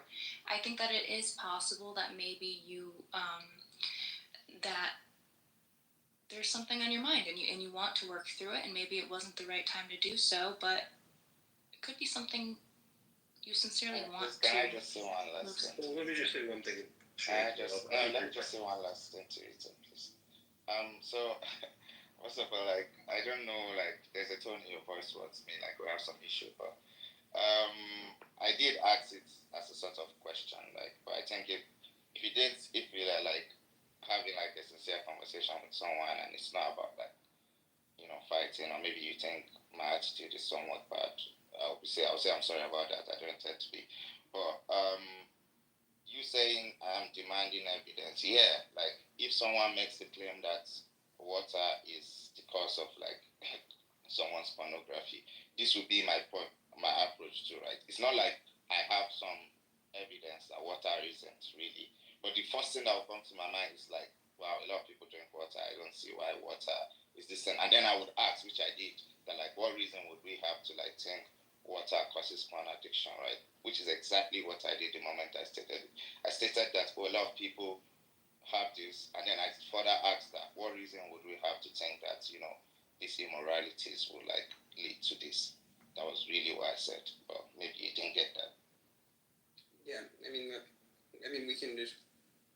I wish we had the replays because then we could go see what you said, but it's fine, and the way you phrased it and whatever. But I mean, the good point is that basically I was in the middle of a conversation with Daniel, describing his anecdotal experience back and forth, and what was consistent with his anecdotal experience. Now, if you want to exchange citations, that's fine. The fact that you assume that there is no evidence even though you've never looked is ridiculous. But here, I'll give you a book. You can go read that and then come back and we can talk about it. You give me a book to go and read. Yeah, I'm just saying you want to see if you want statistical evidence, if that's the thing that you require, rather than just like clear, compelling personal experience from a lot of people and like meeting with a bunch of people and like intuitive argumentation. Like if you want statistical evidence, we can provide it. That's the standard you provided. So go read it. If you're actually curious, there it is. If you have it, you could just tell me what the statistical evidence is. I will not question it, right? So telling me to read a book is almost like trying to avoid the conversation. But you obviously seem like you're trying to avoid the conversation. Maybe you don't like talking to me, and I was just like. Well, no, it's just tedious to recite statistics. Like if you want to have a philosophical conversation, that's easier to have discursively. To recite the statistics, like sure, if you just go read the book. Okay, so it's just a bunch of case studies of the deconversion phenomenon. And they're going through, and they basically are looking, and they're thinking there's 5 basically key things that are the most important correlates of deconversion, which is one is loss of religious experience. So if someone starts having if they start having a decline in their personal religious experiences that they were previously having pretty consistently and considering meaningful. Second is if they just disaffiliated from a community. Third is if they just went through some kind of extreme emotional suffering or negative emotion. Then basically the next one is basically like pursuit of autonomy, which is basically like a bunch of stuff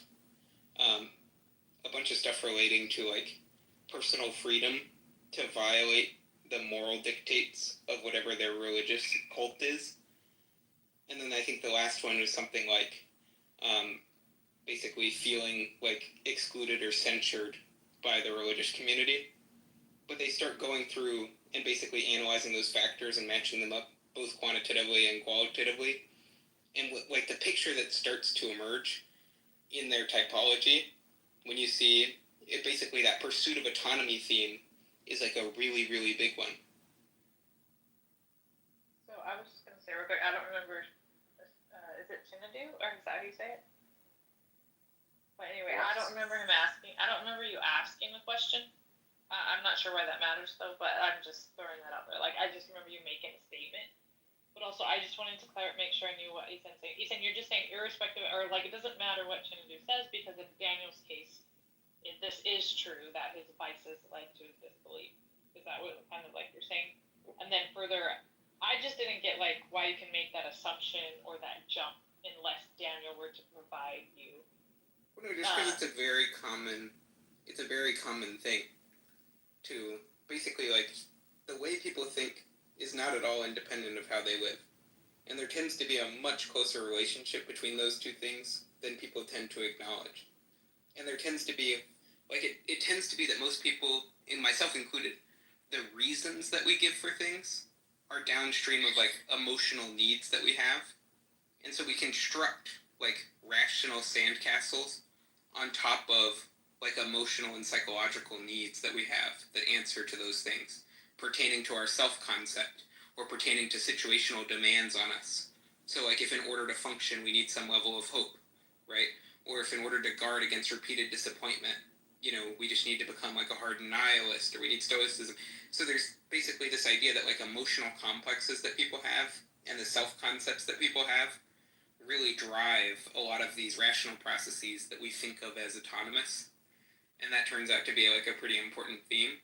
And then it's just true in the case of, like, a lot of people like Daniel who are deconverting, where, like, it would have been one thing if he had just said it was, like, a normal new atheist phase. But then when he basically started, like when the first guy he's able to mention in terms of the modern intellectuals is Camus, like, it's pretty clear there's something else going on. Like, that wasn't what persuaded Daniel intellectually. Something I've been thinking about a lot lately. What was the course? Something I've been thinking a lot lately is how much so much people's political views are just shaped by, like, I want to feel high status. Like, oh, I have money, I deserve it. Oh, I don't have money. People with money don't deserve it. And I'm, you know, and I've been thinking about that also, like, just about incentives to believe things. And so, like, there's totally, if you have lust, you'll have an incentive to want to leave religion and come up with reasons to justify why you should leave the religion. But if you feel, like, ugly and unwanted, and that, like, sex causes a lot of pain, then you're going to want to sort of come up with reasons why sex is bad and immoral and people shouldn't do sex, and then I should avoid that and, like, become religious. And, like, in thinking about these, like, incentives for beliefs, I realized that, like, you just can't, you have to evaluate the beliefs on their own. Even though this explains why people believe what they believe, it doesn't tell you much about how good or bad the ideas are, and you have to just evaluate them independent of the incentives. Yeah. If I could just make a brief point, because I think Ethan was, like, on point with this, devil's advocate or otherwise, I don't care. There was an exchange I made. It was lust for some genuine concern for the well-being of my partner. And I can see that shifted. Like, there's this equilibrium. So it's like a scale where my lust was this visceral need for like immediate gratification, as opposed to this long suffering and genuine concern for my partner sexually, and well, not just sexually, but in other ways. And there was an exchange that I made. I chose, in many ways, the immediate gratification as opposed to a genuine and burning desire for the woman that I was in relations with to have a good and healthy and their well-being be paramount. And I feel like I exchanged beauty for perversion, and it's true. I mean, that's what happened. So what are you gonna do now? Well, I don't want to go into specifics, but I have like an archive of pornography.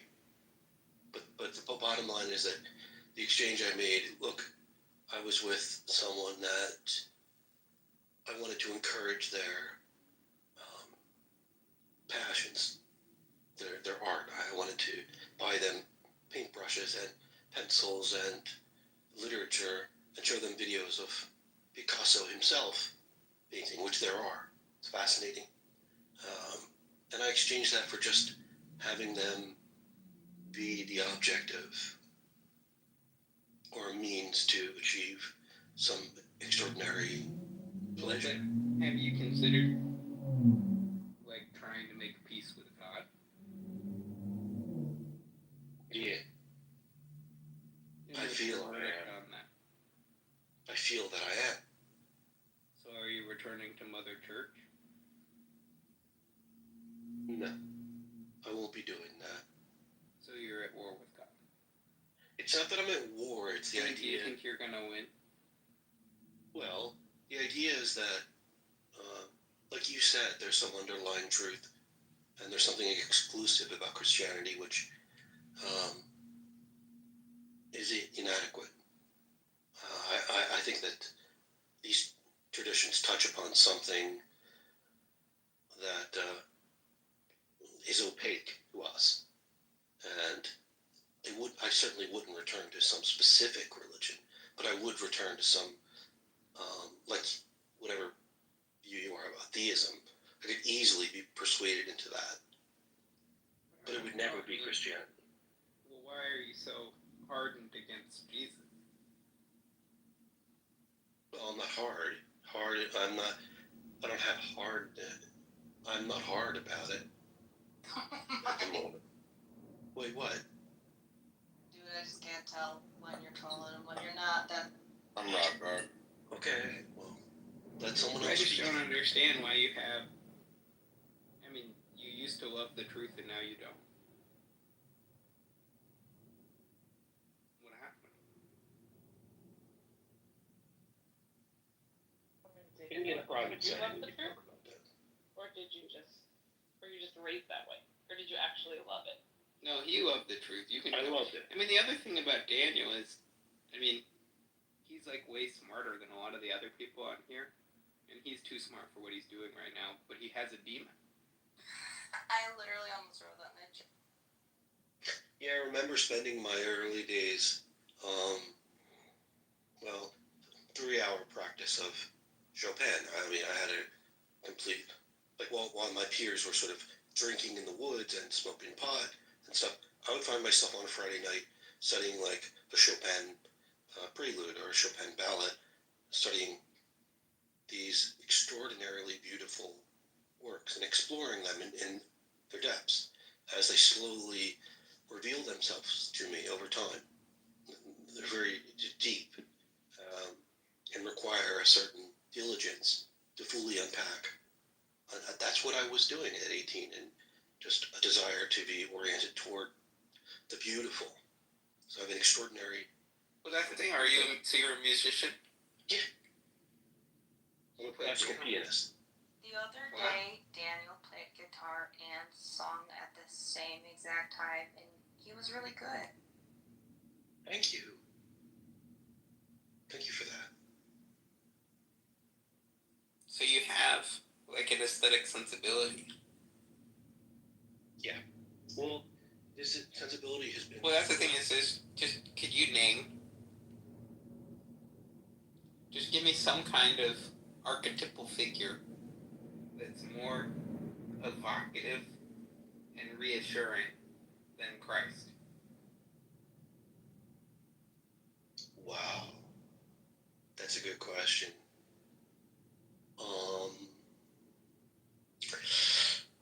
The closest I would come is to maybe what is captured as a reflection of Christ in the works of someone like Beethoven. For example, his Fifth Piano Concerto, the second movement, Emperor Concerto, or maybe Chopin's A Nocturne G minor, a particular intermezzo. Oh, come on. I'm talking about a person. A person. Not like Bach or Beethoven's, like a person. Why aren't those good examples? Yeah, Beethoven. Because those are artworks. But I'm talking about like an archetypal figure. Oh, a figure in the way he lived. Right, just someone who's a person. Just like he doesn't need to be a real person. Just some people believe that art I wouldn't be able to do that. No. the gods. I mean, Norman I don't care about ridiculous. I'm talking about Daniel speaking to his soul. Right. Daniel. Okay. No, well, I wouldn't you're be able trying to to- speak to Daniel, his soul, Daniel, but Daniel. you just shut down his hand. Norman Borlaug saved 1 billion people. Like, it's pretty cool. You should probably look into his life. It's worthy of art. Yeah, but he didn't die. He didn't give the ultimate sacrifice. Yeah, well, I mean, turns out you should. And I mean, if you shouldn't ever die, you shouldn't go to a war like looking to die for your country. You should like go to a war looking to make the other sons of a bitch die for their country. I mean, the more things you learn about Norman Borlaug, like that's the thing. Sam doesn't appreciate aesthetic value the way you do, Daniel. But you can understand that there's something about the Christ figure. Yes. You can understand that there's like literally, if you're someone who can recognize beauty in things, the thing that's almost like self-authenticating about Christ is just how powerful the aesthetics of that that story are. Yeah, but I agree, and I've wondered how is it that. So I mean, I would just have to appeal to someone like the author of like the Gospel of Mark, which is sort of like the most refined and subtle pieces of literature, Christian literature, and beautiful. And I do pity anybody that doesn't see the beauty in the Passion or the narrative of Christ, because it's almost impossible. You have to willfully sort of reject the beauty of a narrative. But I attribute that to the genius of the author or the authors of Come on. the Gospel of Mark. And then you go look. I mean, what's your favorite painting of all time? I'm not all that moved by paintings. My favorite painting, I'd have to think about it. I'm not particularly moved by visual art. I'm a musician. The Burning of the House of Lords in Comics by James W. Turner. They pale in comparison. Look, there's nothing more immediate than sort of. What do you think about Christ in the desert, Daniel? Yeah. Well, you see a man that's at the depth of sacrifice for thirst and hunger and these vicissitudes which are bearing down upon him. His hunger and his thirst, that a mere cake of bread would constitute, to reject that a cake of bread would constitute some miraculous triumph. So the devil himself, he says, look, do you see those rocks? Turn them into bread. Jesus has a response. This is about the flesh and in conflict with the spirit. And Jesus is being the sort of paradigmatic exemplar of this triumph over flesh. We see him reject the adversary, right? I mean, what do you think about the Sheffer painting, The Temptation of Christ? You know the one I'm talking about? I'm sorry, I don't. But perhaps how was he tempted in the view? Is he at the precipice and commanded to throw himself? Right. Well, no, he's sitting there, and all of this I will give you if you'll bow down and worship me. Yeah. Absolutely. Look, that's extraordinary. And just resident to speak. Reticent to speak about it without reflection, because you are raising such an extraordinary point. So I'm curious because you're talking about the aesthetics and the beauty and Jesus' power and things, and the one thing I really love, even though, I'll backtrack. I don't like when people who don't believe in God and the Bible, they just dismiss the narrative itself as not being that great, or they I don't see what's so special about it. I don't see what's so great about it. But I'm a writer, and coming at it from a literary standpoint, I think the story of Jesus is great, no matter if you believe in the divinity or not. And one movie that captures it really well is the 1970s, I think it's 1977 TV miniseries with Robert Powell, and yeah. I know Jesus does not look like a white British guy, but they capture a lot of that power and that beauty in that miniseries. It's 6 episodes. So if you haven't seen it, and I strongly suggest that you guys do, but one part I really love in that movie is where there's Jesus and he's yelling at the Pharisees, how he calls them they're whited sepulchres and they're a brood of vipers and all this stuff. And at the same time, he had just healed the blind man. And they were getting mad at him for that. And there's a scene where he's just tearing into the Pharisees, but he has his hand on the blind man's head. And then at one point, the blind man looks up at Jesus, and Jesus looks down at him. I don't know. It was just a really beautiful moment where, it shows his power to defend this blind man and the meek and the weak of the world against people who were hypocrites. And I don't know. I really like the way they did that as a movie, or as a scene. I mean.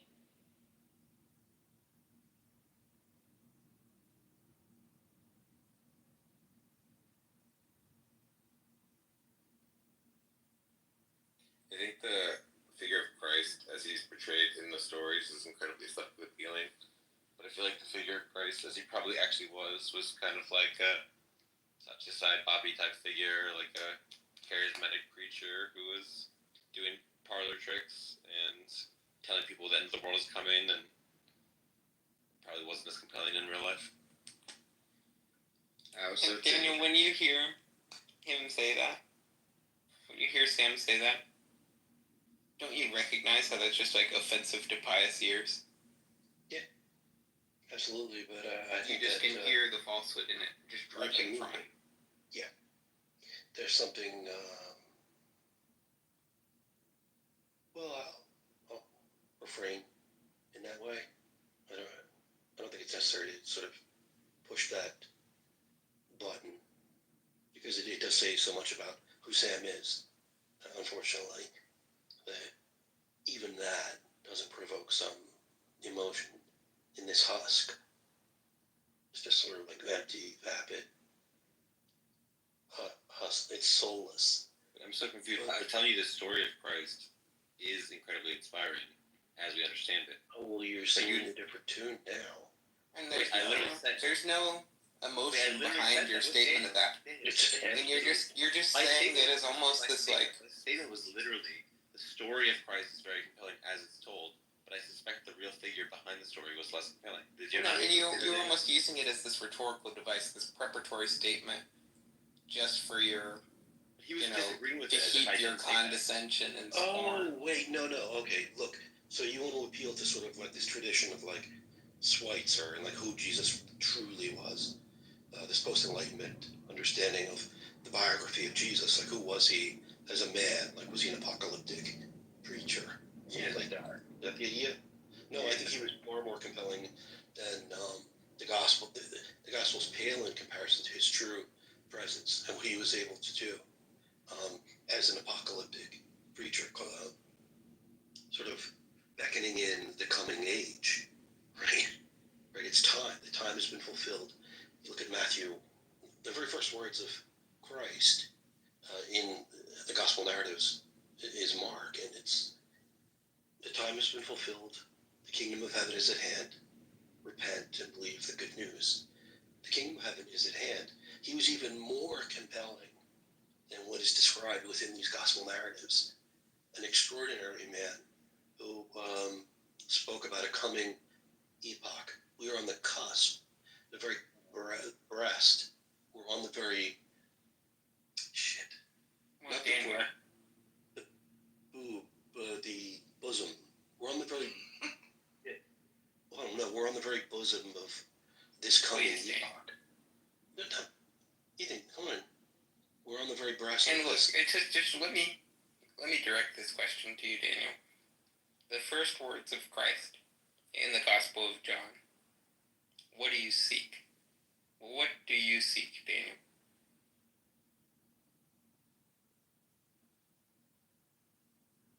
Again, I mean, like, the profundity of these questions is just leaves me reticent. I'm sorry. I mean, you ask a question so profound, and then I would wish to reflect upon it before I respond. As to give the question itself justice. But I will say one thing, and let me just tell you that, Sam, you are wrong. The figure of Jesus Christ, as he truly is, as we can best understand him to be, is even more compelling than what we read in this sort of through this opaque window that are the gospel narratives. Let me see the path. Well, I mean, think about what's described by someone like Schweitzer. He's this man that is calling upon the imminent end of times. It's over. We're here. We're here at the cusp of a coming age. It's days, hours. Right? We're here. Imagine that narrative where he was truly described as the lunatic, the madman that he was. He was insane. He had lost his mind. And I think he had lost his mind perhaps in mid-30s or something like that. But he was a madman calling upon those to repent, right? Even to the point where he sort of paraded into the metropolis of Jerusalem on the high holy day of the Passover and overthrew the tables. He was insane. He had lost. You're talking about a man that had lost his mind. Right? You're talking about an insane man. That is how wisdom is created, Daniel. Even Carl Jung experienced the scrambled eggs of the mind to obtain his wisdom. Yeah. Jesus had not that many followers in his lifetime. That's wrong. And I want to say something to you, and even because of your hardened and callous heart, I want to circumcise it with a tune. Perhaps this will resonate with someone like you. Come to the feast of heaven and earth. Come to the table of plenty. God will provide all that we need here at the table of plenty. Where we feed each other. Our arms are tied. Right? We cannot feed ourselves. You got me. We're able to feed one another. You're wrong. Praise Jesus Christ. Praise God himself. Sorry. You got me. You're right, wrong. No, I'm joking, but like this man is telling people that the end of the world is going to come in their lifetime.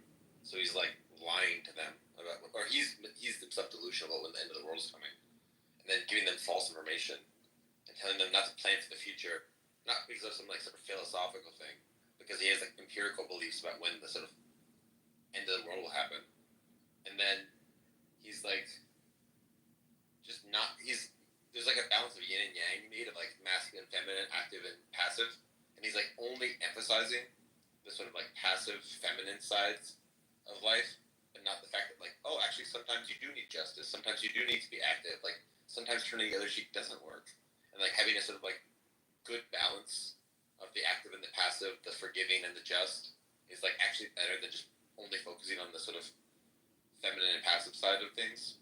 So yeah, that's what I would. No, I mean that's the thing, Daniel, is I can tell that when he speaks, he has a heart of stone, but I can tell that when you speak, you have a heart of flesh, and yet it's just such a tragedy that you've decided to neglect it, and to pretend like it's not there, and to pretend to be ignorant of that which is obvious. But Sam, I mean, well, I don't think Jesus really said like the end is here, but I know he says the kingdom of God. He says the kingdom of God is at hand. But there is another part where he talks about what's going to happen at the end of days. He says, but the end is not yet.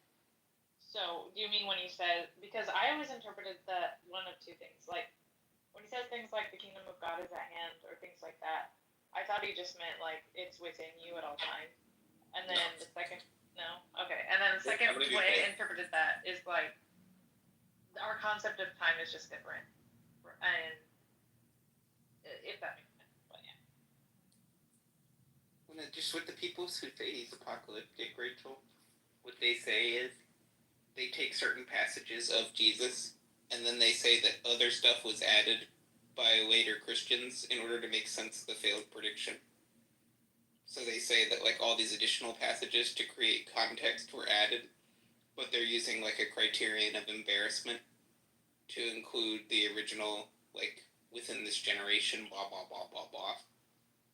Yeah, he says, "Truly I tell you, this generation will certainly not pass away until all these things have happened, as in the end of the world." But I mean, he's like they include lots of additional. Like if you were just taking the full story at face value, it explains that, you know, where you just have, and there are people like the Jesus Seminar people that don't believe the eschatology, that he was that he was an apocalyptic preacher, but that also aren't like biblical fundamentalist, because they believe he had like this like imminent eschatology. Like they really emphasize that like the kingdom of God is within you, you know.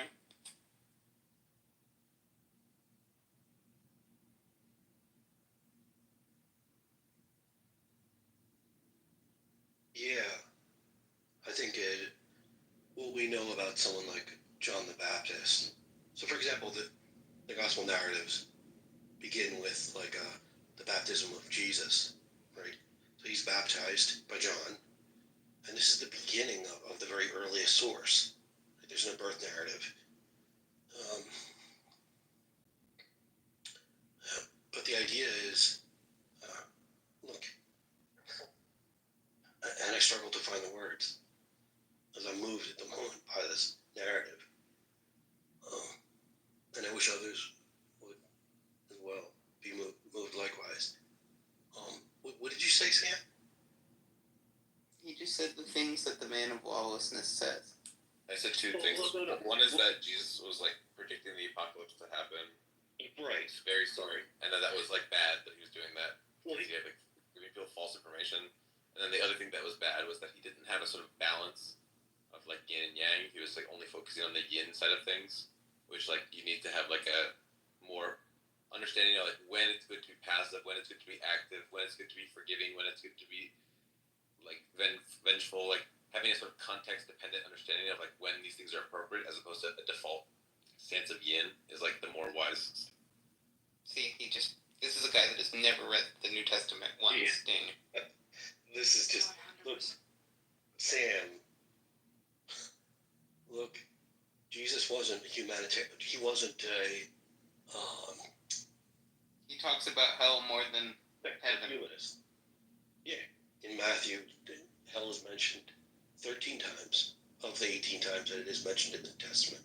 But the bottom line is that what we know about Jesus and his association with this figure of John the Baptist, what we were able to sort of glean from these desert communities, these isolated communes of believers, was their eschatology. We know very much that John was part of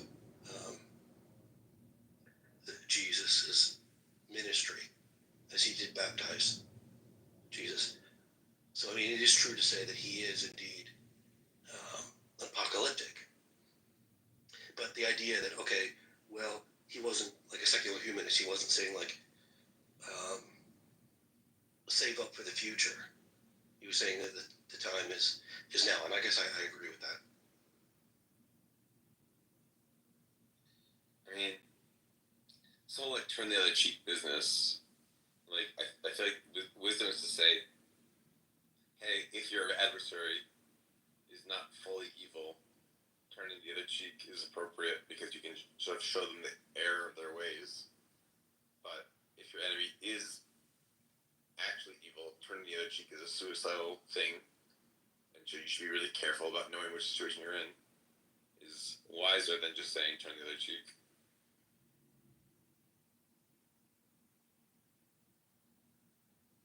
You know, it's kind of I mean, I think it's interesting. I feel like my experience once reading the Bible is different from a lot of other stories I hear. I oftentimes hear after people read the Bible, that they've gained a sense of kindness and empathy and passivity for the world. I mean, after I read the Bible, I was gifted a metaphorical sword, right? Like, God gave me the right to, like, wield it. And maybe that's a feminine perspective too. I really don't. I don't know. What's that? I was wondering, like, do you ever talk about like the transition that you had? Because I do think that you were undecided for a bit of time, and then you perhaps become a theist. Do you ever talk about that transition and why? Like, Yeah, I would absolutely share the story. I don't feel comfortable knowing that Dr. Wisdom is down there recording and streaming this room to his other platforms. Edmund, I would really wish if we could just respect the space. So, are you a Christian? A Christian? I don't identify with being a Christian. I do believe in Jesus. Do you believe Jesus is God? No, I don't think Jesus is God.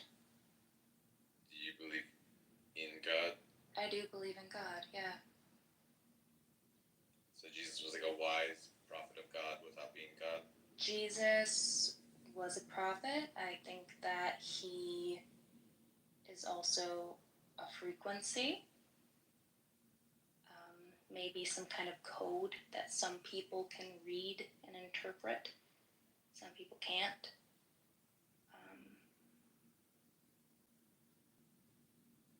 I find the story. I've watched like the 4-hour Jesus of Nazareth or whatever movie, and like from the 70s. I find Jesus very like compelling as a figure in the story. But I don't know. I think there have been better men than Jesus. Many, many better men. Okay. Like who? So like Norman Borlaug's Saved a Billion Lives. There's been other philanthropists. Hold on. When I say who, do you think they were better religious figure? Oh, religious figures?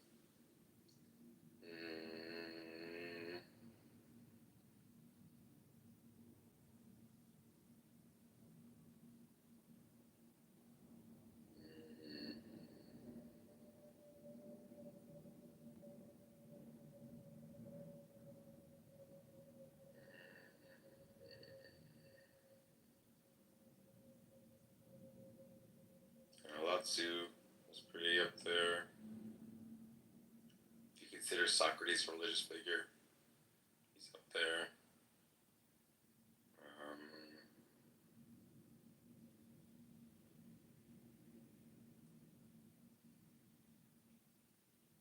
Buddha's up there, I guess.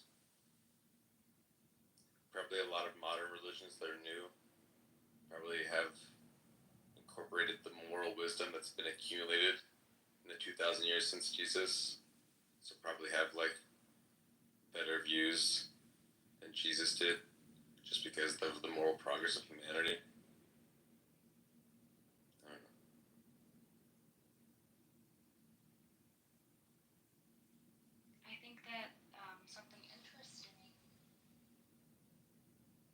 similar between some of these religious prophets or figures, whatever you want to call them, is they, they all have these ascetic qualities, right? Self-discipline, and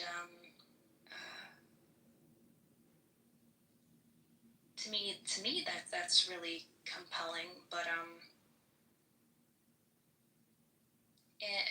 I believe that there are many ways to reach truth. I believe, like, if somebody believes Krishna is the path to truth, that fills me with joy. And I believe that, I don't know, I believe people when they say they believe in a particular figure and they say it helps them feel closer to God. I believe them. So I don't know. That's why I don't call myself Christian either. Christians would not accept a lot of the views that I have, even though I do believe in Jesus.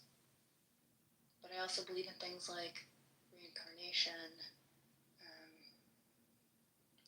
I believe that there are multiple gods. So that's a little Gnostic. But at the end of the day, I truly feel that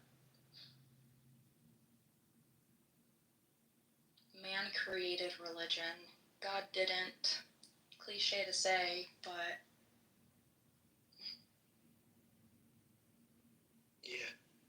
And there's an analogy that I like to think about.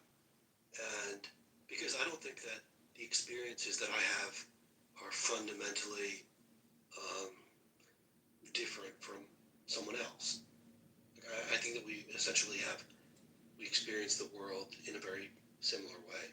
So the idea is that two people are camping. They're at a campsite. It's dark. There's a fire. And there's an audible voice.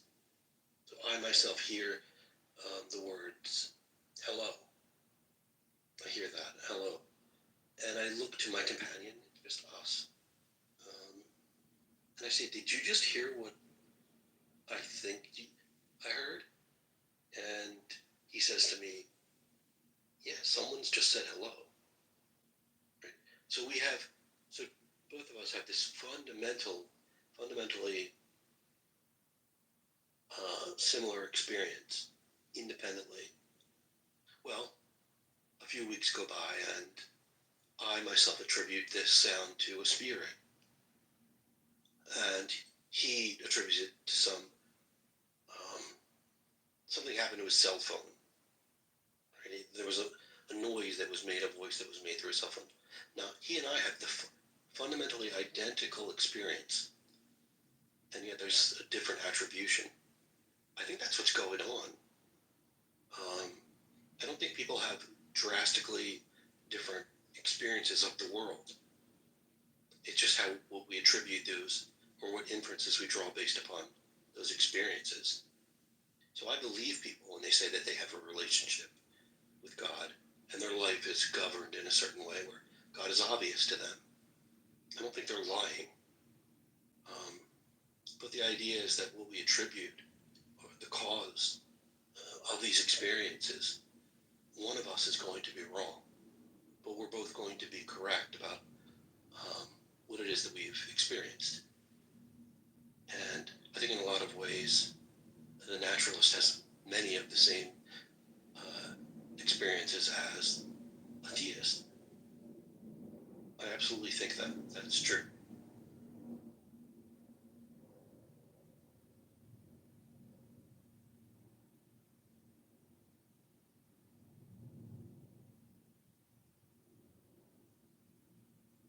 Rascal doesn't like it when I say this, but he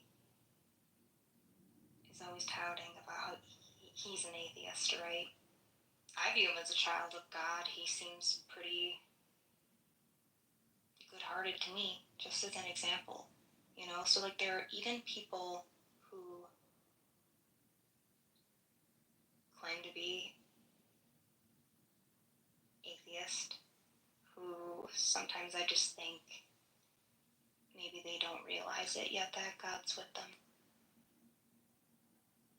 And that's okay because I don't mean, who am I, right?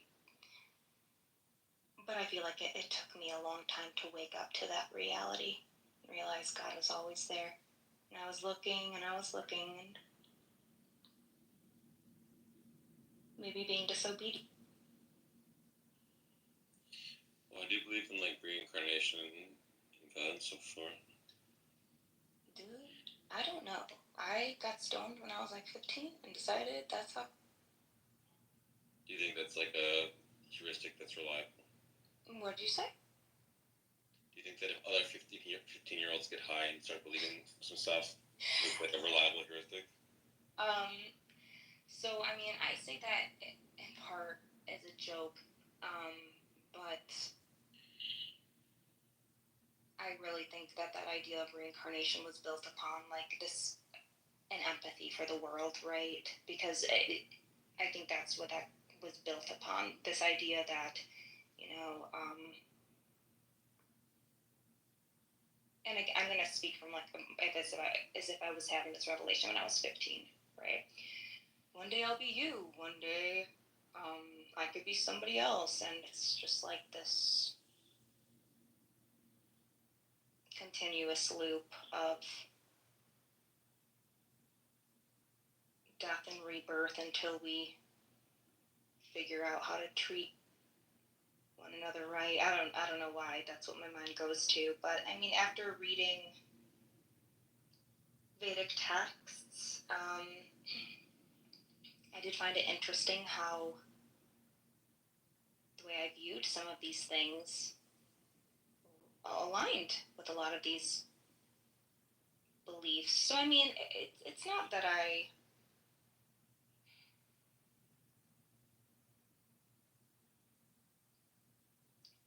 it's just a belief that I have. It's not like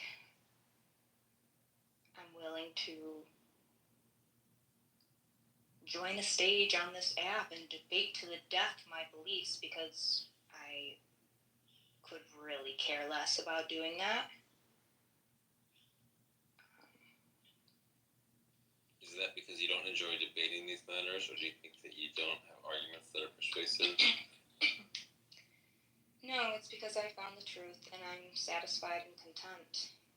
I used to debate when I was taking the atheistic perspective. I used to debate all the time, but now that I don't feel like I need to debate my faith, I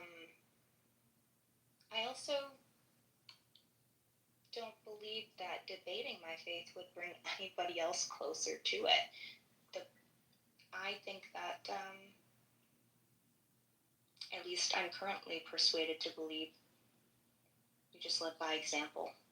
You live by example. You prove to other people that good people exist, and you hope that that gives them some kind of light that allows them to start seeing that, like, they can. This sounds so cliche, but that they can open up their heart to it.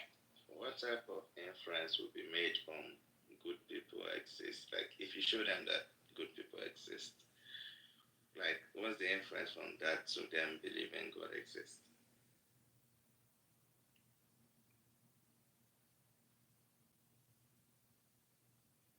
Well, just to I don't know if Laura wanted to respond to that, but it seems like you're kind of like disinterested. No, I was Seemed kind like you did. Well, yeah, why do I owe anybody that?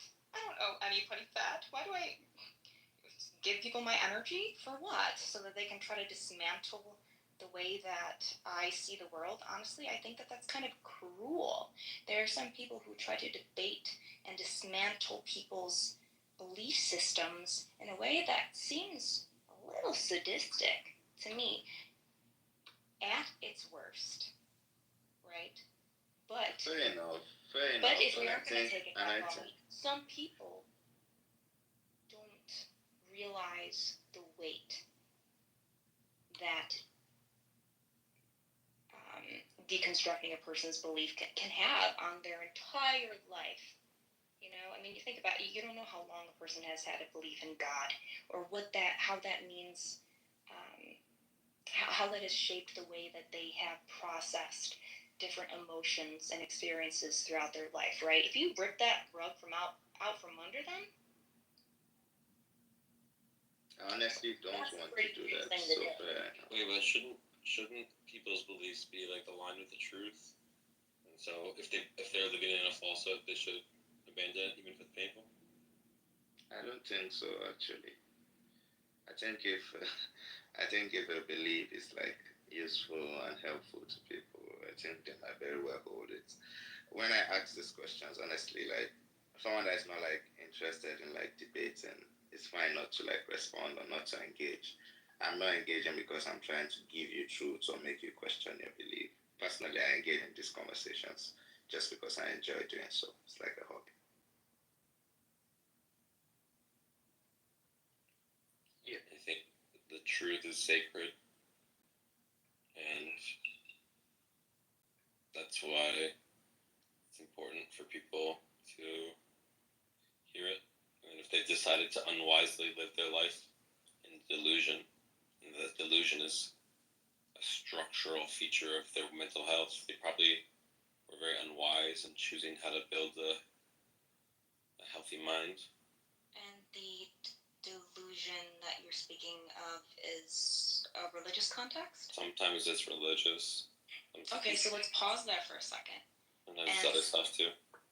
But could it also be the case, as the great philosopher Ariana Grande said, yes, and could it be the case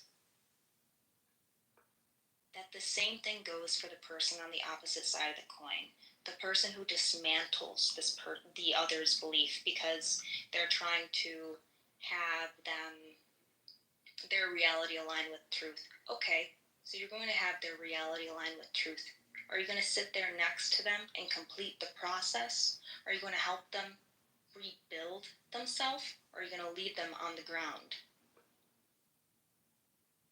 If you're not going to stay there and help them rebuild through the process, what was the utility? And what does it do for you? Well, what it does for me is allow me to tell you the truth, because being a truth teller is important. In fact, it's a sacred role. The truth is sacred. But you're open-minded. I see that's your interest. Yeah, and I basically think that truth will set us free. I think I have like two gods, truth and beauty. They're like the two push and pull of existence. And a person who sort of violates either of them is a sinner in my book, and I want them to come to the truth because it's beautiful. But you don't believe Don't you think it's supposed to be some sort of mix? Don't think it's supposed to be like some sort of like balance, right? Between like truth and like some sort of like pragmatic stuff, right? So like sometimes it might be the case that the truth might be true, and I'm sure you can think of examples of instances where the truth might lead to like more harm or something like, or maybe some sort of like falsehood that's not like exactly true, but it's like useful. I think there's a balance between those two. Yeah, I think that if there's a kid that was for Make-A-Wish Foundation, and he's like, I can't wait to meet Jesus, I'm not going to be like, actually, you're going to oblivion for forever, and this entire life that you got was a farce, and whereas other children get to grow up and have families, you have to sit in pain in this hospital bed and then blink out of existence for no reason other than that the universe isn't caring. Like, I'm not going to say that to that child. Right, but you'll be willing to say it to somebody else, even though you don't know what their life experiences are, and what it is that you are actually dismantling. Because there are some people who cope with various experiences in their life through the idea of God. Well, for just one example that's coming to the top of my head, say somebody's partner died, and maybe they found some kind of I mean, there's a lot of complexity that could be there, right? Because any relationship with an individual is going to be so layered, so multi-tiered and complex. There, for whatever reason, they may, whether or not it's healthy, who am I to judge? But if I were to rip the rug out, I would just hope I'd have the wisdom to rebuild them, right? Because there's a Greek proverb that goes something along the lines of societies grow great when old men grow. Societies become great when old men grow trees in shade that they will never see. So you want to build people up. You want to build people up. You don't want to pull the rug out and leave them there. That's not wisdom to me. But you need to also Well, if I know could just that say one it goes thing, both ways, right? I can just say one thing, and I want to touch upon something Flora said because it's essential. And it's a conflict that I've had in my debates and discussions here. It seems to me that any disagreement that we have with one another, surely this wouldn't result in anger, right? So why is it the fact that we see so many of these discussions ending in insults and attempted humiliation? It just tells me that there's something else at play. There's something going on here that isn't just about the truth or empathy, right? Otherwise, when we disagree with one another, it would be done gently and lovingly and patiently, right? But there's something going on here where there's pride and there's anger, and I think that needs explanation. Why is it? What is it about these discussions that provoke anger and frustration and hatred of the deepest kind when we engage? And I'll tell you what I think is happening. I think that we have this fundamental desire to share a fundamental desire that we all share the same, occupy the same reality and thought space, because it would make things so easy. It would be easier if everyone agreed. And I think that this stems from a fundamental fear that we have, that we are just the echoes of our own imagination. And I think that the anger, when someone poses and argues for a reality which is fundamentally different from ours, is threatening. Is threatening to us. And I would love to see these discussions provoking empathy and patience as opposed to hatred and deepening resentment to one another. And that we should not be afraid to not occupy the same space as others. Right? I, for example, think everything is natural. And there's something threatening to me about the idea that I'm occupying a space which is completely barren. It's false. Right? So we should certainly keep this bias in mind, that we want to occupy the same reality as one another, and anything that differs from our own is threatening. We should bear that in mind, and I think it'll help these discussions further. Yeah. I do hate how much these people like to debate as opposed to just looking stuff up together and discussing things. I don't like the ethos of it. I think part of that adds to why people are defensive is they don't want to feel humiliated that they lost a debate, as opposed to like, oh cool, we found a new thing out, cool, nice. I think that. But why? That's the thing, Sam. That's the question I sort of raised, was like, what is it about these discussions that provoke resentment and anger as opposed to empathy and patience and a desire to occupy the same space as another? What's going on? It doesn't. Yeah, I think it doesn't help that this is like we're constantly competing over who's like the smartest, who's the most rational, who's read the most, and it's like a status battle. But also, like, this is like a worldview that people have had for their whole lives that gives them meaning, and we're saying you're dumb for believing in that. And of course, it's going to make people defensive that the thing that they've put so much time and investment in and meaning in is just, you're saying it's dumb, and it's going to cause people to be upset. Well, I do think I'm sorry. that there's real dangers of people believing falsehoods. Like, think about all the religious wars throughout history. Think about Aztec people believing that the sun rises if you rip someone's heart out. Think about the people who didn't believe in germ theory of disease. Think about people who rejected a man they loved because they had the wrong horoscope. Think about, or they could have loved. Think about, like, I don't know, the various ways that irrationalities hurt people's lives. Now, I don't think that the truth is always good. If I had a bioweapon manual, I would not release it to the public because that would be dangerous for people. But I think for the most part, we're better off with the truth. We're better off figuring out how to handle what's real. If there is no God, then we should figure out how to live together and make the world the best we can with given that. And if there is a God, well, that really matters, and we should find it out and start praying if it's real. This idea that we should just live and let live based on beliefs, I think underestimates how much it really matters what your fellow man believes.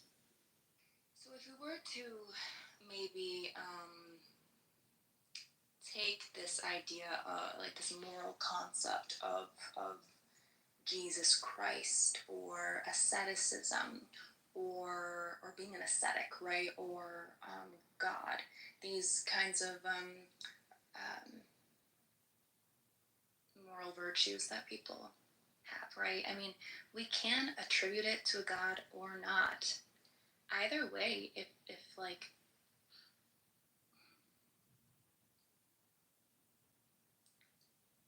two people can have very similar outlooks on life, very similar moral values, and yet not one believe in God and the other not, right? And either way, the story still plays out similar, right? Absolutely. The story still plays out similar. And you can kind of look at it in a way where, I mean, if we were to take the empathetic route, and we could use the symbol of the cross. Sorrow is a cross that us empathetic people bear, and we have. And when we rise together like Jesus Christ, the gods rise with us. Moral virtues rise with us. So what is the harm?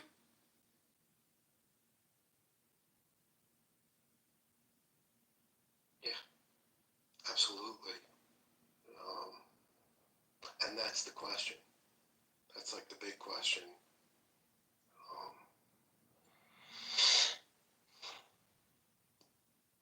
Why is it that we see the resentment and the texture of these conversations as that we have in these spaces, why are they the way that they are? And Sam touched upon it. But I think it's going to be a good litmus test to understand motivations by the way in which people engage with one another. And if it's in a way that's sort of forceful or devoid of compassion, then we have some idea that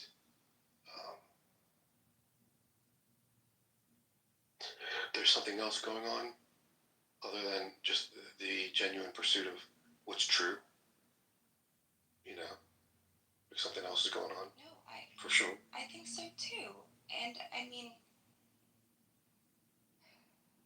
looking at both possible perspectives, right? I mean, guess there's so many that you could list. There are many such cases where both people are fighting for they're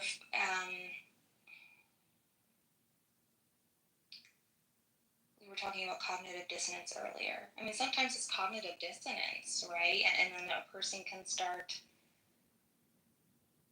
feeling uncomfortable. They don't want to face it, so then they can become combative, and that can go on both sides of the coin. And then there's also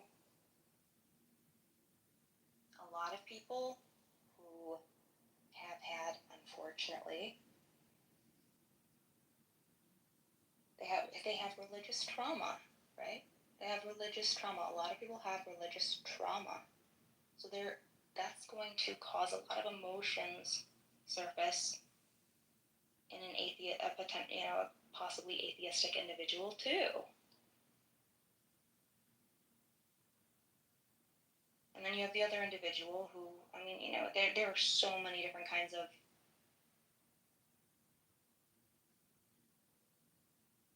I can't think of a word right now. I can only think of case study, right? They're like different, just different profiles of an individual, right, and different dynamics. But I do want to say one thing that I was thinking earlier when we were talking about Andrew, and you guys were talking about Andrew. Dude, ever since I became a theist, if I join his rooms and there's a theist on stage debating, he'll message me on Discord and he'll say, Flora, you gotta listen to this guy. You gotta listen to this guy talk. I don't know if he realizes I'm not interested in debating anymore. But second of all, they always end up being the most, just people that I absolutely do not agree with their theistic stances at all. I actually think that some of them are pretty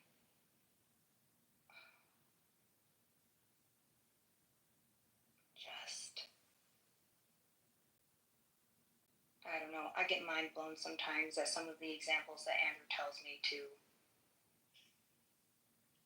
look at as models for debate. He wants me to debate in that kind of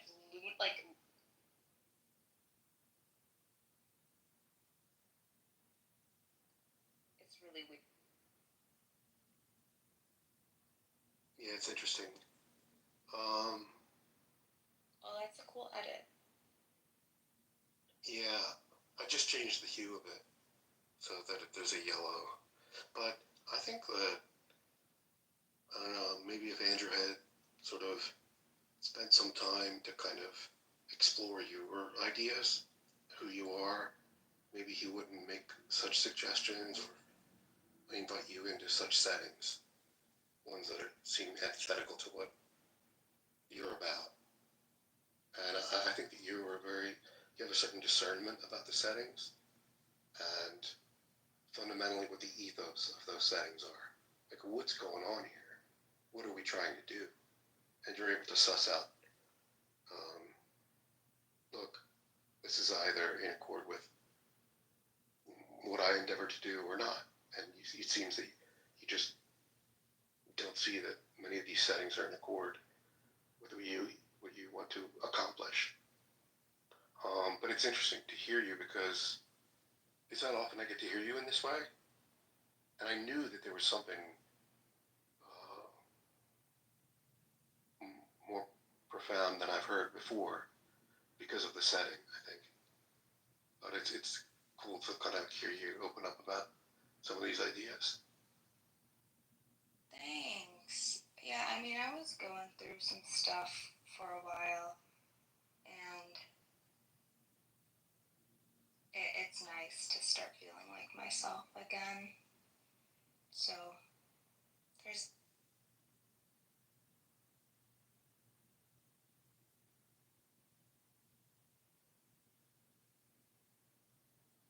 I also hate replays, so.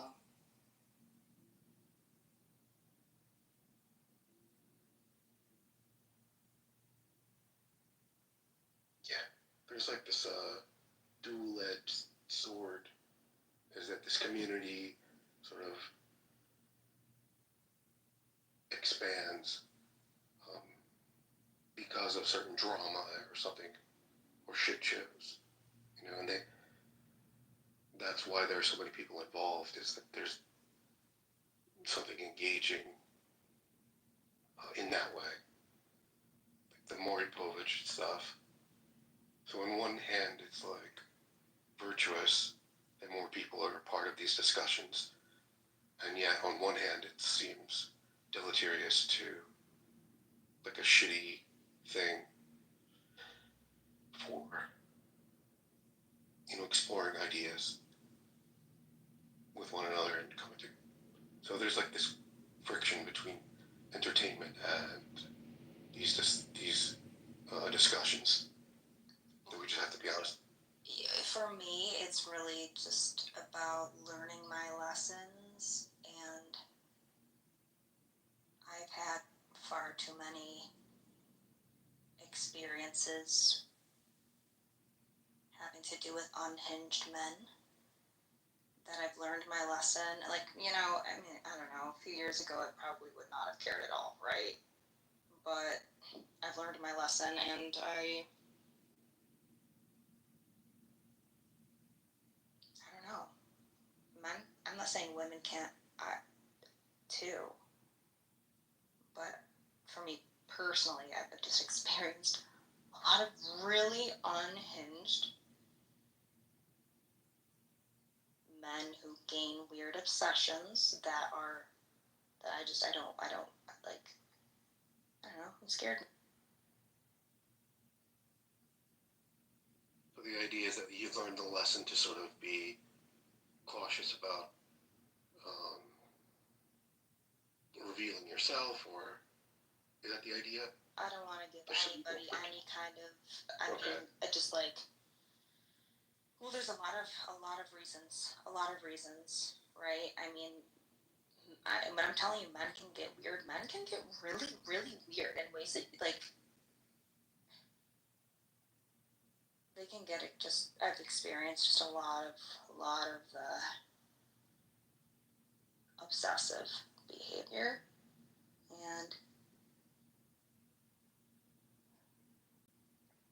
you know, a lot of times these people, they're mentally unwell, and it's frightening. It's frightening, and I think, yeah, the smart thing to do is to stop putting yourself in situations that you feel threatened, right? Or you could feel threatened. Yeah. It seems like the framing is like a unilateral in a way. It's like, I'm going to frame this in terms of like men or masculinity, and there's something about masculinity which lends itself to these peculiar behaviors. But for me, I've noticed it also on from some women, and I don't know, like, it didn't make me have a sense that I wanted to protect myself, and maybe that has something to do with the fact that I'm a man, but it just diminished my desire to engage in those sorts of things. And not that I felt threatened, but it just was boring. It wasn't interesting for me to engage with people that would find out my address and tell me they were going to do X and Y. Exactly. Or they use my name. Like, people can, a lot of times people just search my name. But I didn't feel threatened even from the most, like, vitriolic comments, or the most obsessive things. Well, what kind of obsessive have you experienced?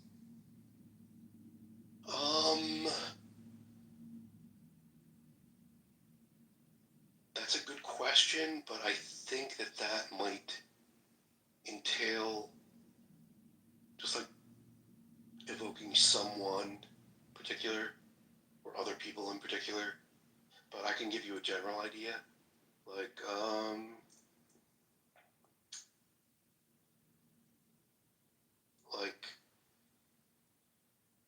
hey, I'm going to repeatedly message you, and I'm going to feel resentment from rejection or something like that, and hatred and extraordinary, like, vitriol, like people criticizing who I am and then using, like, my vulnerabilities, like my house burned down, I lost my studio space. My brother was like up to some stupid shit, and he had a cigarette, and it ended up burning the house down, and I confided that, and that was thrown in my face. So, just like people using shit, like the vulnerable parts of you to like crush you, but it didn't affect me in a crushing way. That's probably what I would say. What would you say? What type of obsessive shit are you talking about? Is it the same as that? I've experienced that. I mean, it's pretty common for men to lash out. Like, it really is just a common female experience where a man doesn't feel wanted by you and then just becomes a complete monster, right? But there's also, like, my experiences don't just haven't just taken place online, but also, you know, people that I've known in real life, right? I don't know why. I really don't know why I've experienced such odd behavior. It has been a while since anything like that's happened. I will say that, like, men who act in the way that I'm about to share, they were, you know, kind of outcasts in high school, right? And I was one of the few people who would, you know, just, I mean, looking back, I realize this now, right? Because I'm trying to make connections, like, what is going on? I might have been one of the few people who was nice to them. So then they, like, there's this one individual I'm thinking of who,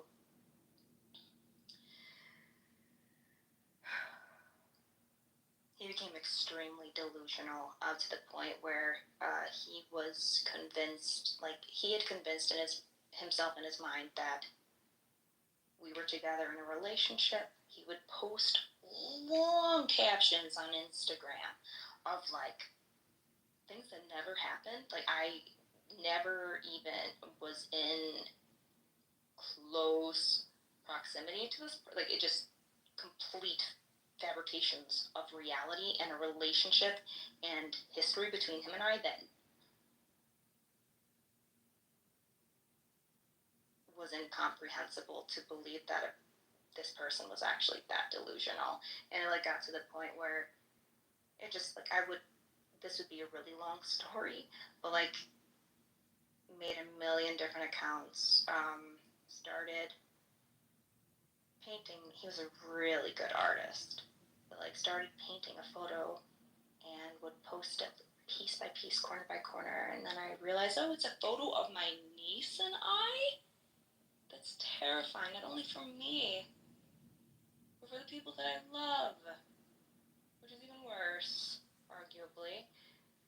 And, you know, I've had situations where you know, then I've reached out to their friends and say, hey, you know, this behavior's going on, and maybe, you know, and then have them respond saying, you know, he's, you know, manic right now, he's pretty dangerous, you know, you should lock your doors and things like that.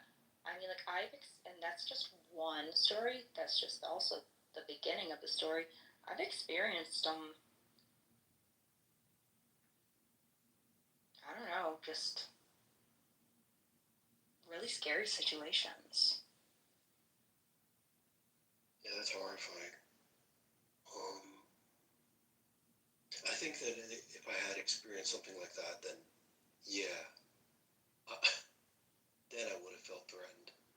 I don't think that I've experienced anything to that depth of sort of like disorder. Daniel, and there was this one other, this same person. I was supporting one of my friend's bands, right? And I had posted to my story the venue where the show was going to be, and I didn't realize he had so many different accounts, and I would block it. It was madness. I can't even explain how this happened, but dude showed up at the same bar. I'm ordering a drink. This was years ago. Ordering a drink. I look next to me, and he's sitting face to face to me. Oh my fucking god, dude. Yeah. Are you kidding me? That's fucking And insane. it's fucking scary. Yeah. Christ.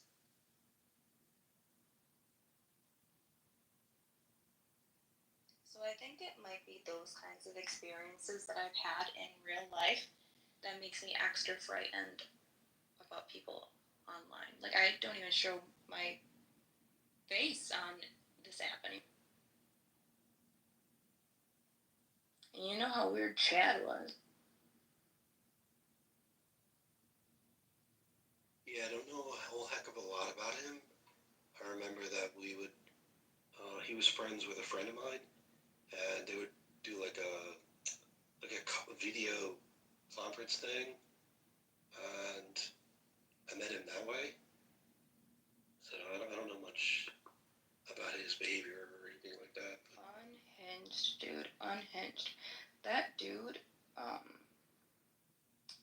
he's the only one that could have done this, because I do my best. Actually, I'm not going to reveal this. So anyway, I just make sure that I leave things on good terms with a lot of people. I knew that this particular individual did this, but he created advertisements in my name for transgender speed dating. Like, that's so messed up. So now I can't date, and if anybody looks at my name, okay. But that's just one thing he did. He was a really messed up person. Yeah, that's fucked up. Yeah, but It's you interesting, fucked up shit too, Daniel. Me? Yeah, you do. Well, I do, but but to be quite honest, like, the things many people hear are different than precisely what happened. Not to say that they were good, but there's certainly going to be a difference between what is heard and then like what I've done or something like that. But I've definitely taken certain things to heart and made efforts to change. Just acknowledging and feeling like completely ashamed at certain shit. I mean, but I forget what the fuck I was gonna say. Yeah, like, it seems like there should be some thing you can notice as a precursor to someone behaving strangely. And I wonder what those things are, because I always find myself in a certain way gravitating towards particular people and reoccurring problems. Like, the same problems will crop up. And I wonder if it's like something about me, where I'm disposed to interact with people that certain people that tend to behave in like a pathological way. Like, I genuinely think my judgment is fucked. I'm just welcoming people that perhaps I shouldn't. I wonder if there's something true about that. Like, who we are draws and gravitates a certain type of person, given who we are. I think that feels that sits right with me currently. wondering if it's I can't remember how you just stated it. I think you said, I think you were questioning your judgment, but I'm wondering, is it actually bad judgment, or are you bypassing some of your natural instincts? Yeah, that's a good question. I don't know. If there's an openness to experience, and like we want to think of the world not in calculated ways. We want the world to be spontaneous and that the world doesn't follow particular trends. There's something depressing about that idea. So you ignore certain things. Totally agree, yeah. Yeah, like you want to be fucking open. You don't want to be like cynical, because then what's it like to be alive? That you're just cynical and about everything. And but that's a good point. Like, do I bypass certain judgments? Yeah. Practical judgments. Absolutely. Bypassing that. And it seems to me that the way I rationalize bypassing those judgments is to say, like, well, I hope that people aren't so predictable in that way, that I'm just limiting myself if I just reject someone or don't accept them in a certain, or don't give them a chance.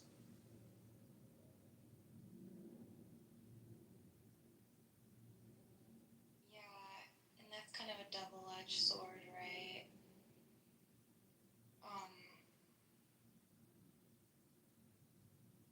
For me, it's usually that I feel like I've been misunderstood for.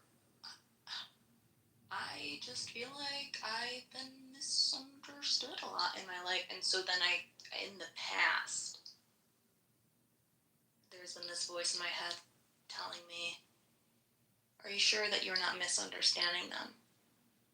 Are you sure that you aren't providing them the same kind of grace that you wish others would give you, and I will just make a whole bunch of excuses thinking that, I don't know, I don't need to get too deep into this. I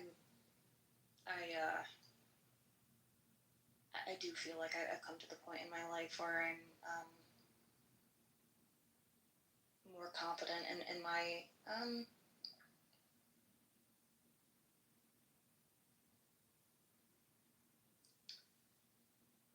I guess just confident in a particular sense or a particular way that I don't know if I necessarily want to verbalize right now. But yeah, dude, Jesus, a sword.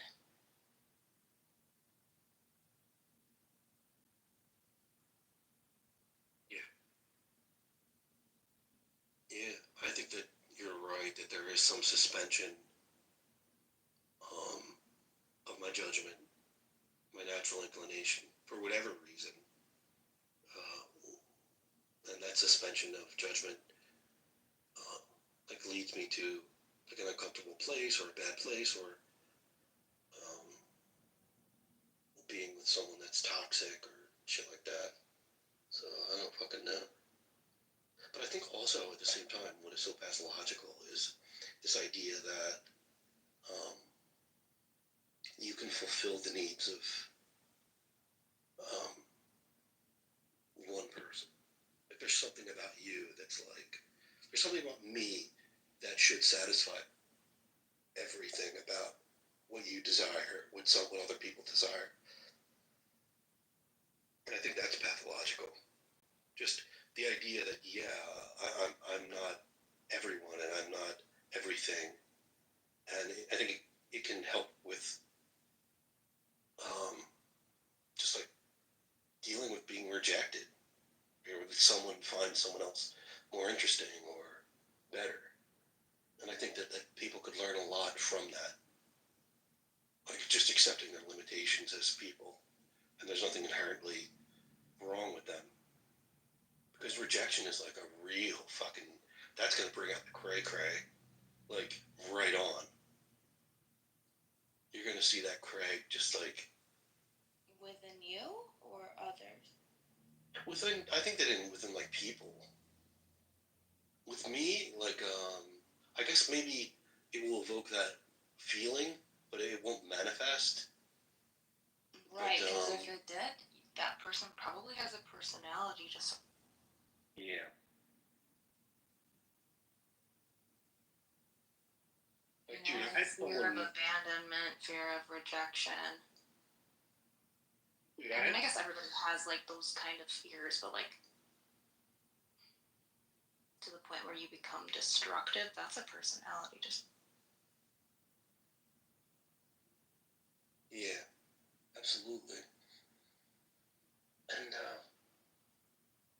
I often wonder if these spaces attract pathological people. Like apps like this. I can't help but wonder if they do. Like, I think that these spaces do attract a certain pathology, a certain type of person is going to be more likely to be in a space like Clubhouse than not. You know, it's just a weird fucking place. Period. I think there's truth to that. That Clubhouse is a unique sample size of people, right? Definitely not reflective of the world itself, but who knows, because people do seem to be really angry, and I don't know. Anyway, I agree, and I think that's really sad too, because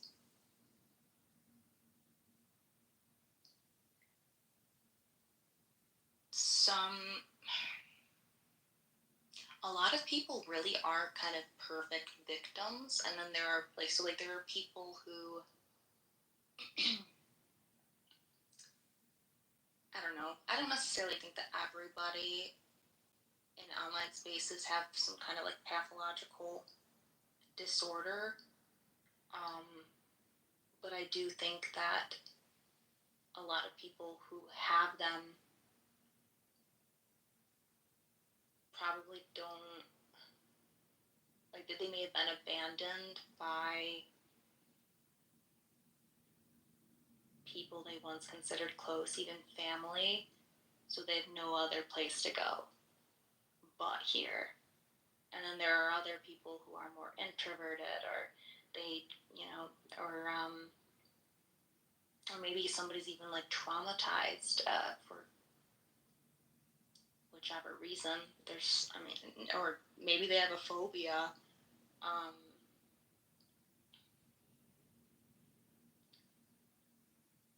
So I do think that people have different reasons for joining online spaces. It's just unfortunate that some of the really dangerous personality types find their ways here too, because nobody in their real life wants to be around them.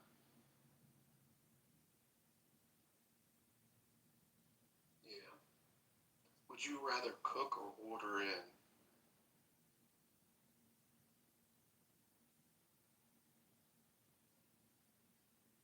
That's a really random question. Yeah, definitely is. You don't have to answer it, that's fine.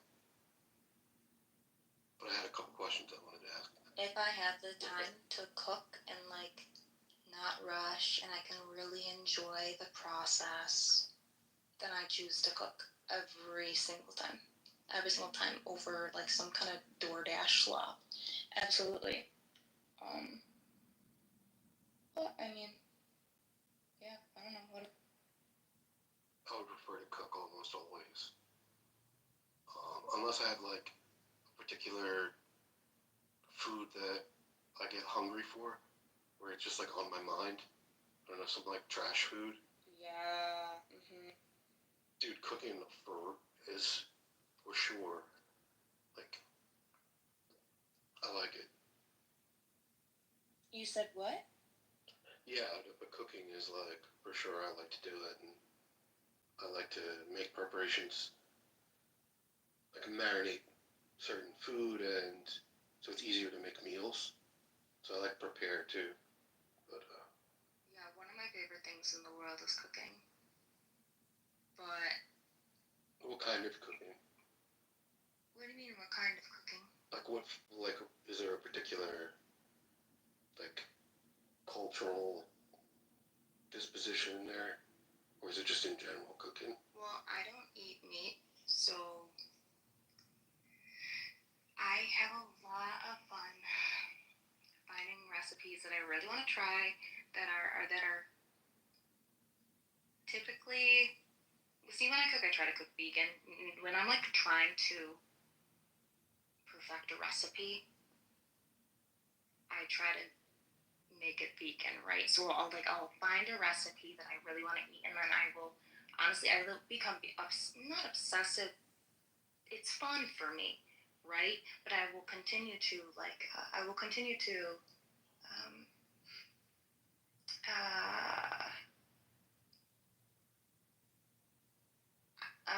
fine tune the recipe over time until I feel really confident about it. And because one of the coolest, I don't know, I think it's really, really cool. I think it's so cool when I can perfect a dish that's vegan, not say anything to somebody, feed it to them. They don't know that I'm vegan or that I'm vegetarian, right? And then them just not even say anything about it and just compliment the dish. It's such a compliment to me when a person, seeing a look on their face and them not even realizing that the dish is vegan. It's a really cool experience. It takes a lot of time, a lot of trial and error, but I have a lot of recipes that are truly my own. Maybe one day I'll come up with a cookbook. Yeah, that really resonates with me. Like, in order to make a dish that you feel confident in, it's going to take more than one go.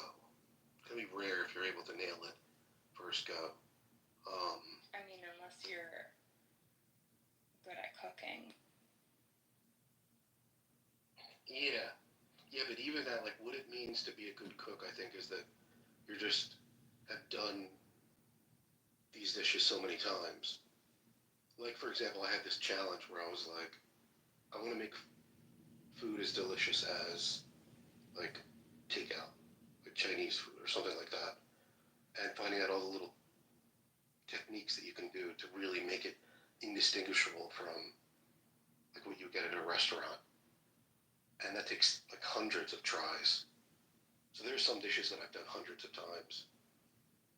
And, like, just perfecting them and knowing the little intricacies, the subtleties of how to make it just right. Because there are always these little things that make a difference, for whatever reason. And, what is it that you, But that's what's so fun about cooking, right? That when you've done it over time, it becomes easier to know, it becomes easier to, you can make a dish for the first time and then just know in your mind, I want to tweak it this way, this is what I have to do. Because you have that experience of knowing how different tastes and textures interact with one another, or different techniques, right? And I don't know, cooking really is an art. I mean, when I say that, what I mean is, I think that it's an art when a person steps away from just reading a recipe and putting something together, right? There is, to me, an actual art form to understanding how different ingredients work together, or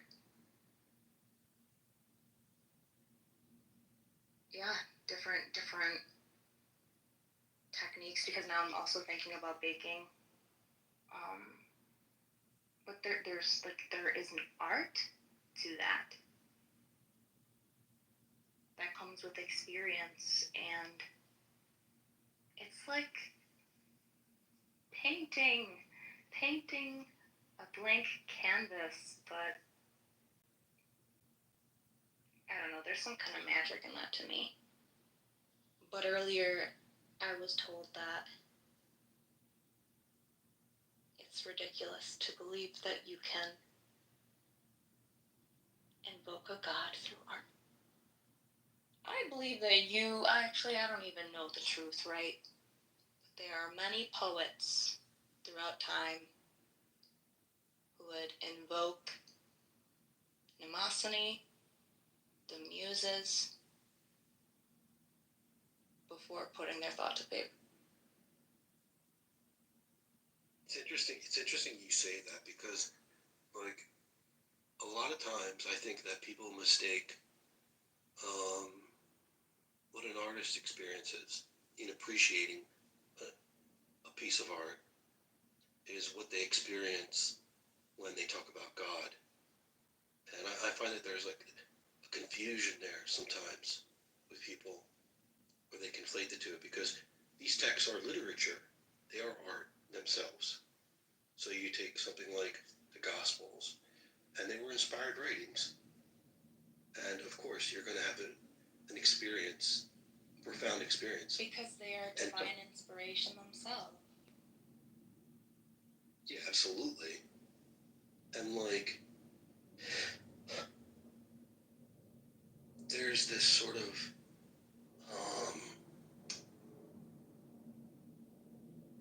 I just struggle to find the word. Like, it's people's first experience with art when they read the Gospels or something like that, or they think about God, and they attribute these sensations to like divinity when they could just attribute it to something that's beautiful and natural, just easier to explain that way. But I think if people had an education in appreciation of art, and people would start identifying God through art, for sure. I really do think that it's that powerful. Really. And I think the attraction... Like, it's to birth something. That's the way I view it. Like, the act of creation is to birth something. Do you make art? Like, are you a musician or painter or...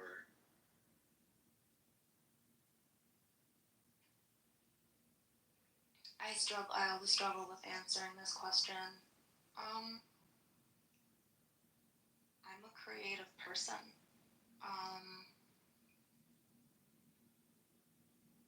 I do a little bit of everything, and I mean,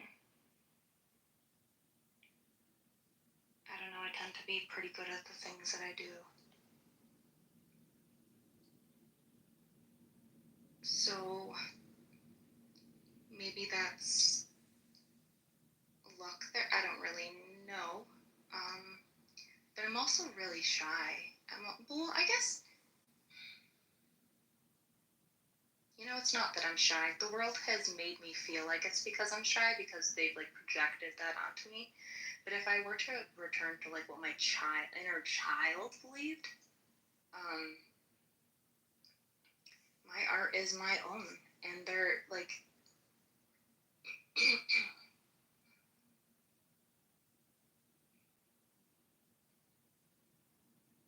my art is my own. It's like I don't require recognition from other people, and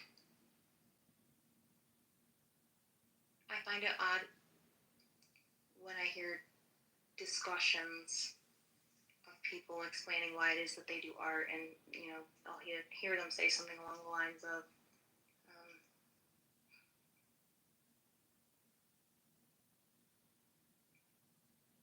I'm trying to remember this one specific individual. I just think it's interesting because some people are motivated to create because they want to impress people or because they want some kind of attention from it. It is difficult for me to put myself fully in those shoes, so I have a difficult time articulating it.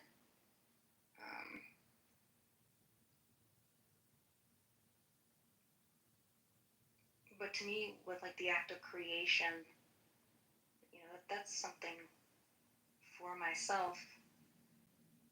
And it's not to say that it's like, well, this is for myself, I'm gonna gatekeep it.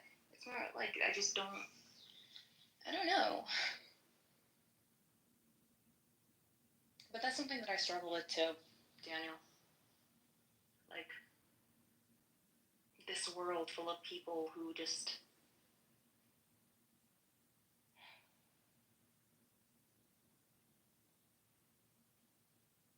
I don't know. I hear all the time that what motivated a man to learn guitar was to attract women, and I think that's weird. But I'm probably autistic. That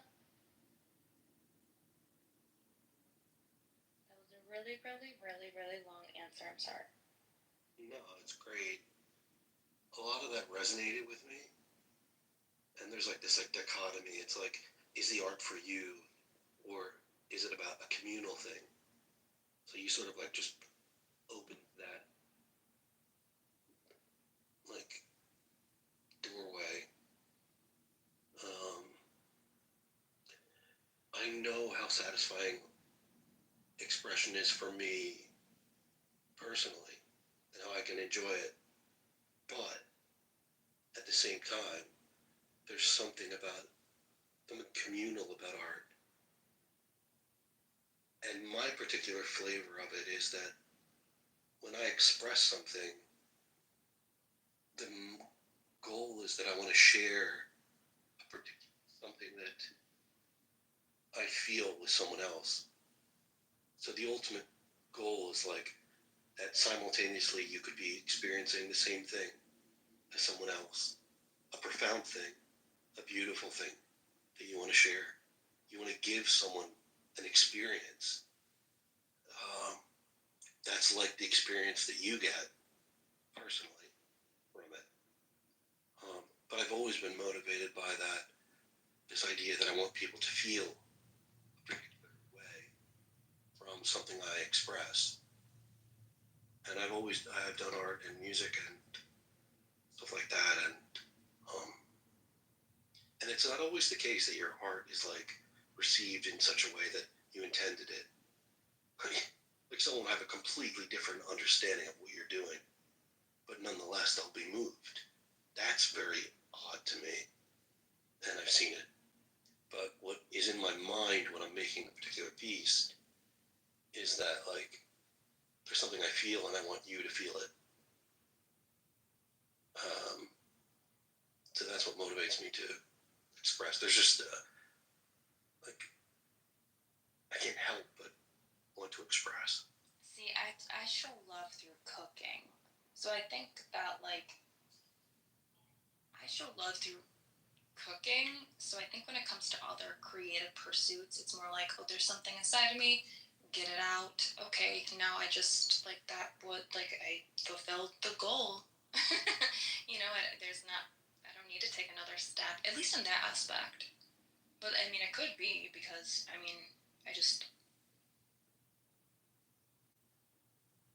don't know. I guess it's just simple as that. But right now I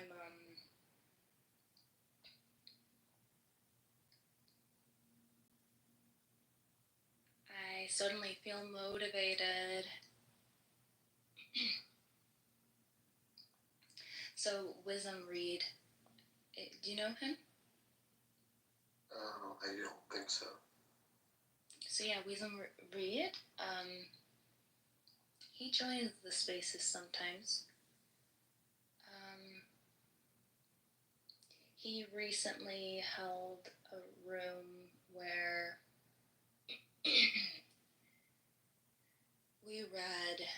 Music to Come by Francis Bonet. And it was, although I didn't agree with everything that this particular philosopher was sharing, it was really inspiring to me because I felt like I had to constantly ground myself in this where where I was ready to receive music, even though we were reading a book on music, just so I could understand the philosophy, like what the philosopher was trying to get at, right? But it was so inspiring to me that I wrote lyrics to a couple songs for the first time in years. And I've been playing with a software called BandLab. It's been a lot of fun, but who knows if I'll ever end up with a fully finalized piece. I almost wish that I did have a drive to show other people, because then maybe it would help me complete a song. Yeah. Like, okay, you open up another sort of, the idea of like following through and finishing a particular piece has always been a problem for me. Because inevitably, if it's finalized, then it's either going to be what I want it to be or not. And typically I find that when I finish a piece, it's not what I want it to be, and there's a sort of something depressing about that. I like to leave it open, like these pieces that I just don't completely finish. And, but yeah, you raise like a lot of really cool points. But I was going to say something.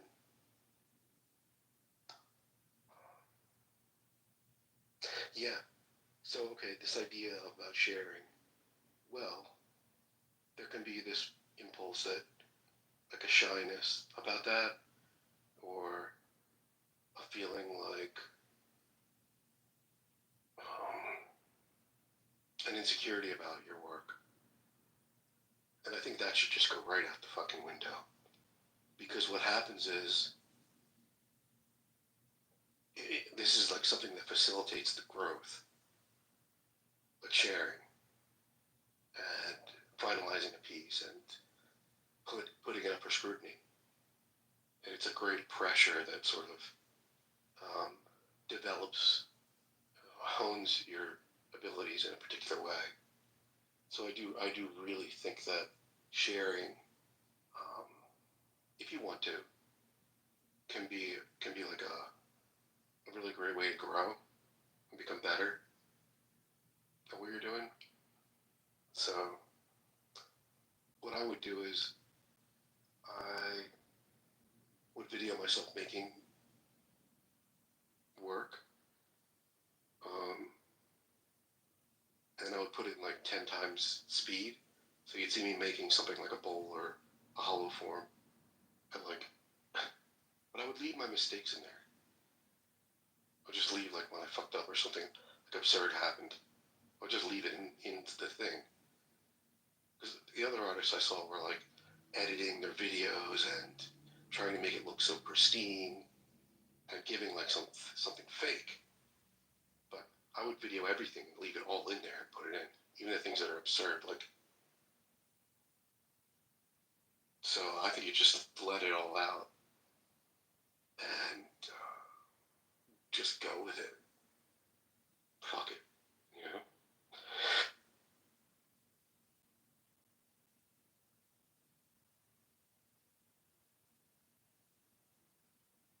I'll show you one of my pieces if you'd like. Let me see. Yeah. Do you upload these videos on YouTube? Well, I put them on Instagram, but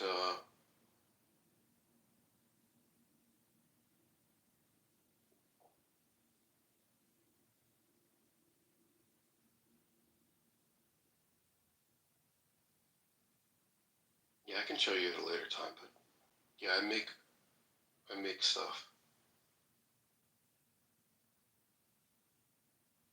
I I mean, I make things as gifts, but as far as like personalized gifts kind of stuff.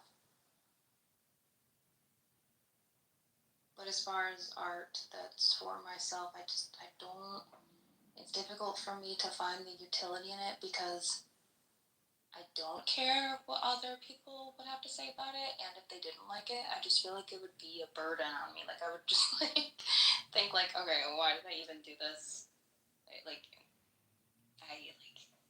I would have been just as happy. I don't know. It also doesn't. I don't know. It doesn't really bother me too much. I do wish I could finish a song though. I really do. I do wish I could finish a song. Yeah, there are parts of the process that are more enjoyable than others. And, like, so for example, if you're creating, there's going to be this extraordinary expressive phase where you're just letting it out. And then there's going to be this technical phase where you're refining it. Technical, and I cannot, it's so difficult to get past that. It's so difficult to get past the technical part. Like, I can write lyrics, I write all the time. But I'm having a difficult time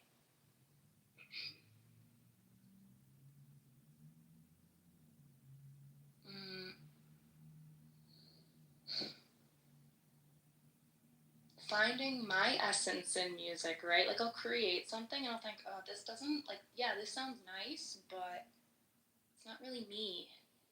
And that's the issue that I fall into. So then I'll scrap it and start something new. But I don't know. Have you ever produced a song before?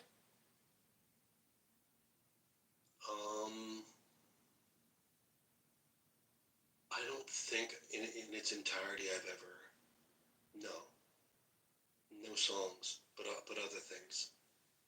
Like the type of music that I was interested in was like very much looking at someone already wrote something and I want to reproduce it. Like you look at the score, you look at the ink on the page, and you can express yourself through someone's work. But no, I don't think I've ever made music like completely by myself, but I'd like to try. And I envy people that can do that. It's extraordinary. I envy people who can do it, but you can tell that it's authentic to them. There's just something magical about people who are able to know how to capture their essence, for lack of a better word, right?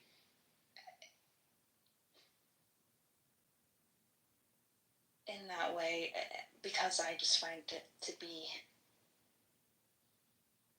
I found it so difficult, and it's been the biggest thing that prevents me my entire life, right? My entire life, because my parents even bought me a music making program when I was like 12 years old, but I always fell into a very similar, just scrapping everything. And I'll play some of my stuff for people, and they'll say, "Whoa, that's really good. You should keep that."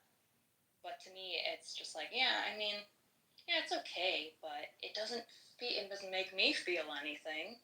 It sounds good, but it doesn't make me feel like I'm invoking a god. Yeah. No, I think you make a good point there. It's like there's a certain disappointment when what makes you feel a particular way isn't received, and just inevitably, like you see some piece you make or some work you're doing and you feel inspired by it, and the expectation is that someone else will, and sometimes that doesn't happen. And I don't meet my own expectations. I never meet my own expectations. Yeah. That's right. That's going to happen. Yeah, that's a sign though that um, that's not something that everyone is inclined toward. That they have a certain standard, and people just put out whatever.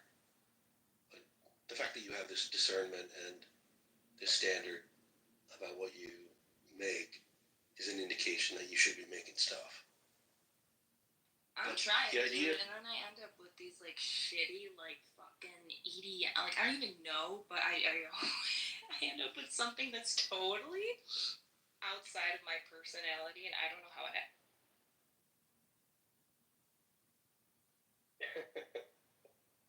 That's interesting. So there's something along the way where you're like, it deviates from you. And turns into something that I would never listen to myself. Were you moved by it? Like it turns into something that at once you were like moved by or motivated by, and then it just turns into something that like you don't care about? No, I get stuck in because it's like using these music softwares, using the music softwares that I have. There's a technical aspect to it, right? I think maybe I get so lost in that technical aspect of like where things should be placed that I haven't mastered that, right? I haven't unlocked that. I haven't unlocked the ability to simultaneously incorporate the technical aspect. I don't know. I just focus so much on like the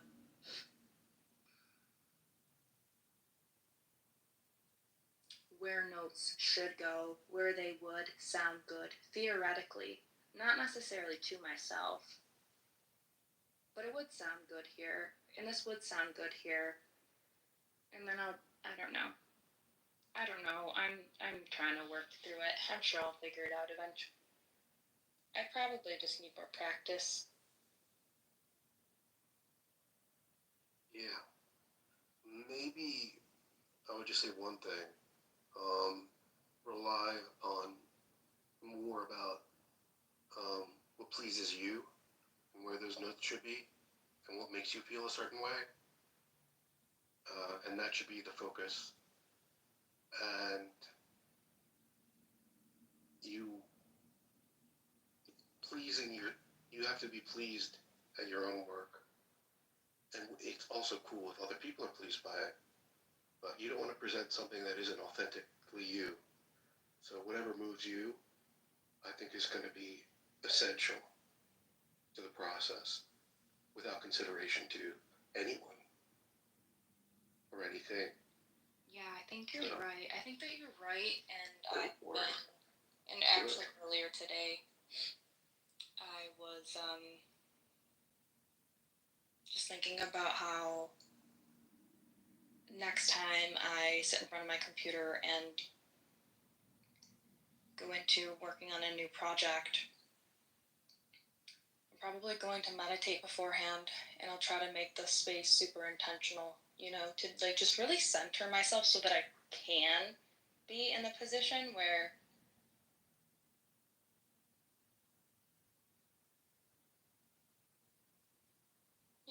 I'm just centered and able to be in that state of mind, I guess. Where like I feel less stressed out about where things should go. Yeah, absolutely. Like, dude, do what is exciting to you. Like, so for example, obviously you're inspired by music. So you're someone who appreciates and loves music. And that should be an inspiration for you to want to create. Like, what is it that you feel? And you can take little bits and pieces. You don't have to be shy about that. Everybody borrows and is inspired by other people. So take little bits and pieces. But primarily, dude, you have to be, well, I shouldn't say have to. I'm speaking only from my perspective. it has to mean something to me. It has to be beautiful to me. And I wouldn't fucking do something that I didn't think was beautiful, that didn't please me completely.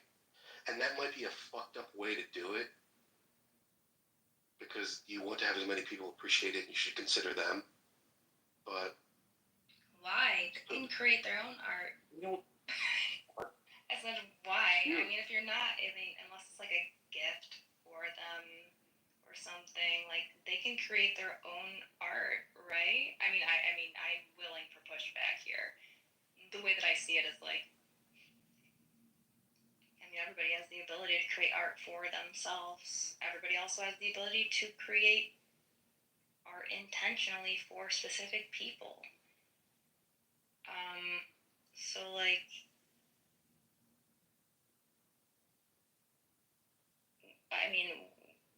why should I create for other? There are different ways to impact people, inspire people.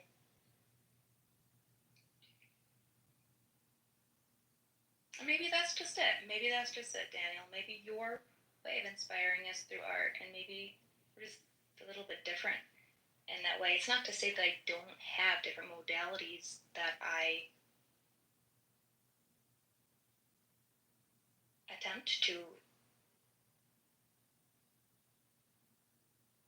inspire, nurture, whatever, somebody in a particular way, evoke some kind of joy.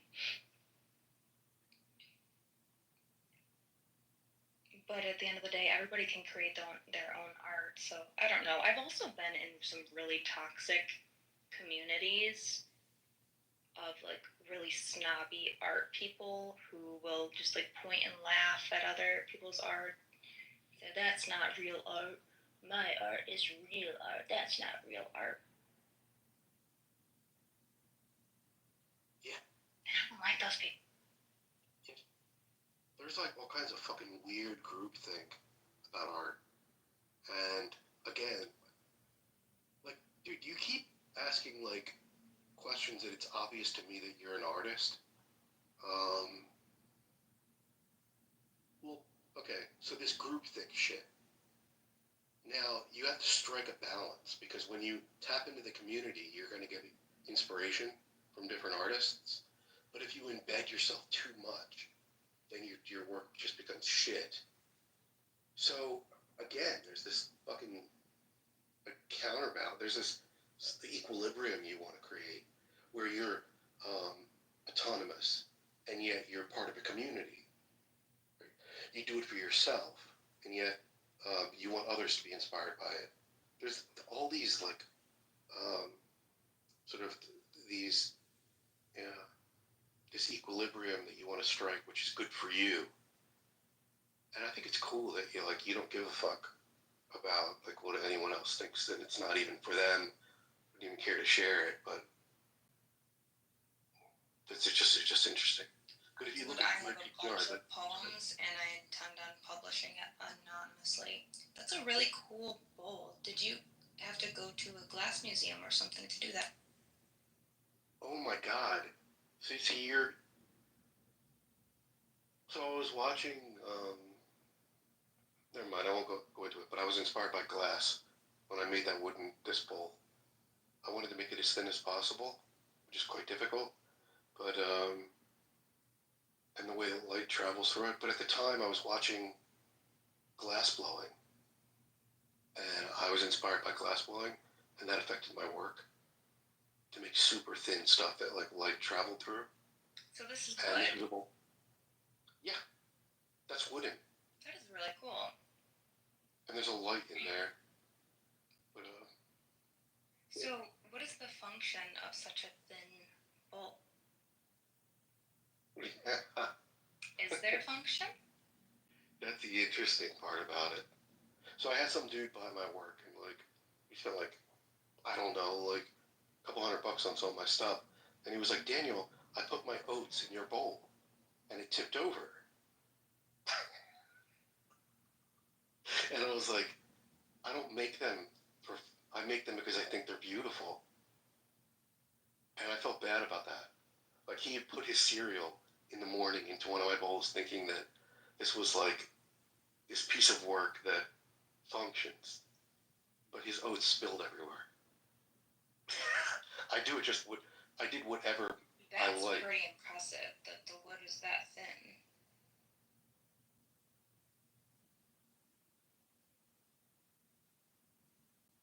Yeah, you have to be really careful because it can just like shoot off or whatever.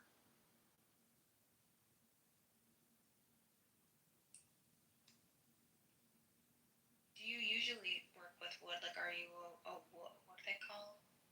Like a wood, there's a name for it. Yeah. Yeah. So like the place I live, it's a really unique place to have like this material. So a lot of the time this material is a nuisance. Like, it's in the middle of the street. The trees fall over. So you can just go and collect all this beautiful, mysterious, like, Is it material. wood? Well, it's in Philadelphia, so it's in a city and it's in like these areas that are preserves. So people in the city want to have places where they can go into the forest. So ultimately, some trees just die and fall in the roadway, and you can just harvest what's there. That's pretty cool. You live in Philadelphia? Yeah. Yeah, I had a boyfriend who lived in Fishtown. Oh my God! How do you know what Fishtown is? Because he lived there. Have you been to Fishtown? Dude, I practically lived there. Oh my God, that's fantastic. I practically lived there. Are you near there? Yeah. You ever eat at Loco Pez?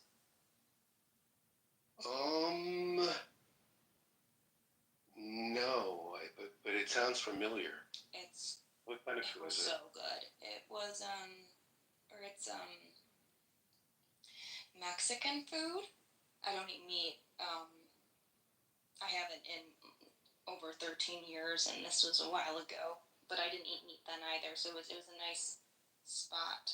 I don't drink alcohol anymore either, but at that time I did, and they had like the best chaser I have ever had. So they also have a tequila bar there, and then just like this smoothie kind of chaser that was just phenomenal. Anyways, Loco Pez. Yeah, I used to walk there all the time. I'm trying to think of some other places. Let me look at Tattooed Mom. Have you been to Tattooed Mom? Yeah, on South Street. Tattooed Mom. Where Wait, have you else? been to South Street? Yes. Oh, Mm-hmm. Okay. Yeah, I've been to Tattooed Mom. It's like one of many stops that you want to make. That's pretty wild there. But it's interesting you know what South Street. Jeez. I wish you could have seen South Street when it was like fucking, oh my God. Like many years ago. South Street was crazy. So you say Loco Pez? Loco Pez, yeah. Let me look.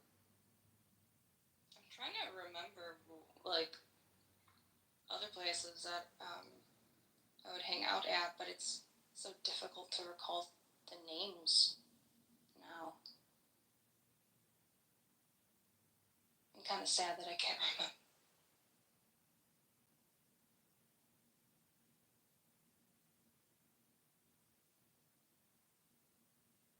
Yeah, that's fairly close to me.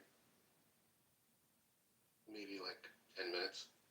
I love it down there. That's one of my favorite cities. The downside is how terrible the streets smell.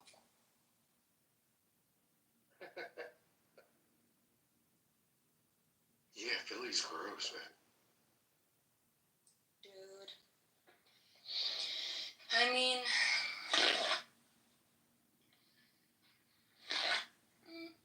guess it's gross to some people. What were you ripping I apart thought, there? I thought it was awesome. Oh, I was ripping a paper towel. My cat just threw up. Oh no. Yeah. Alright, I gotta get going though. It was nice chatting. Yeah, for sure, Flora. Have a good night. Good night. See you guys Alright. around. Peace.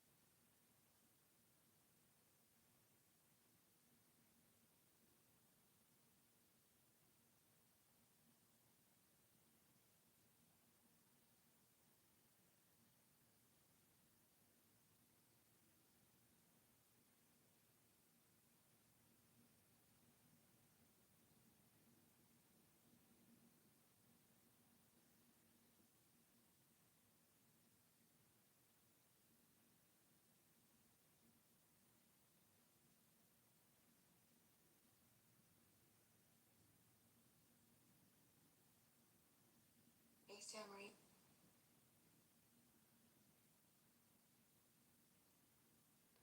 Sam.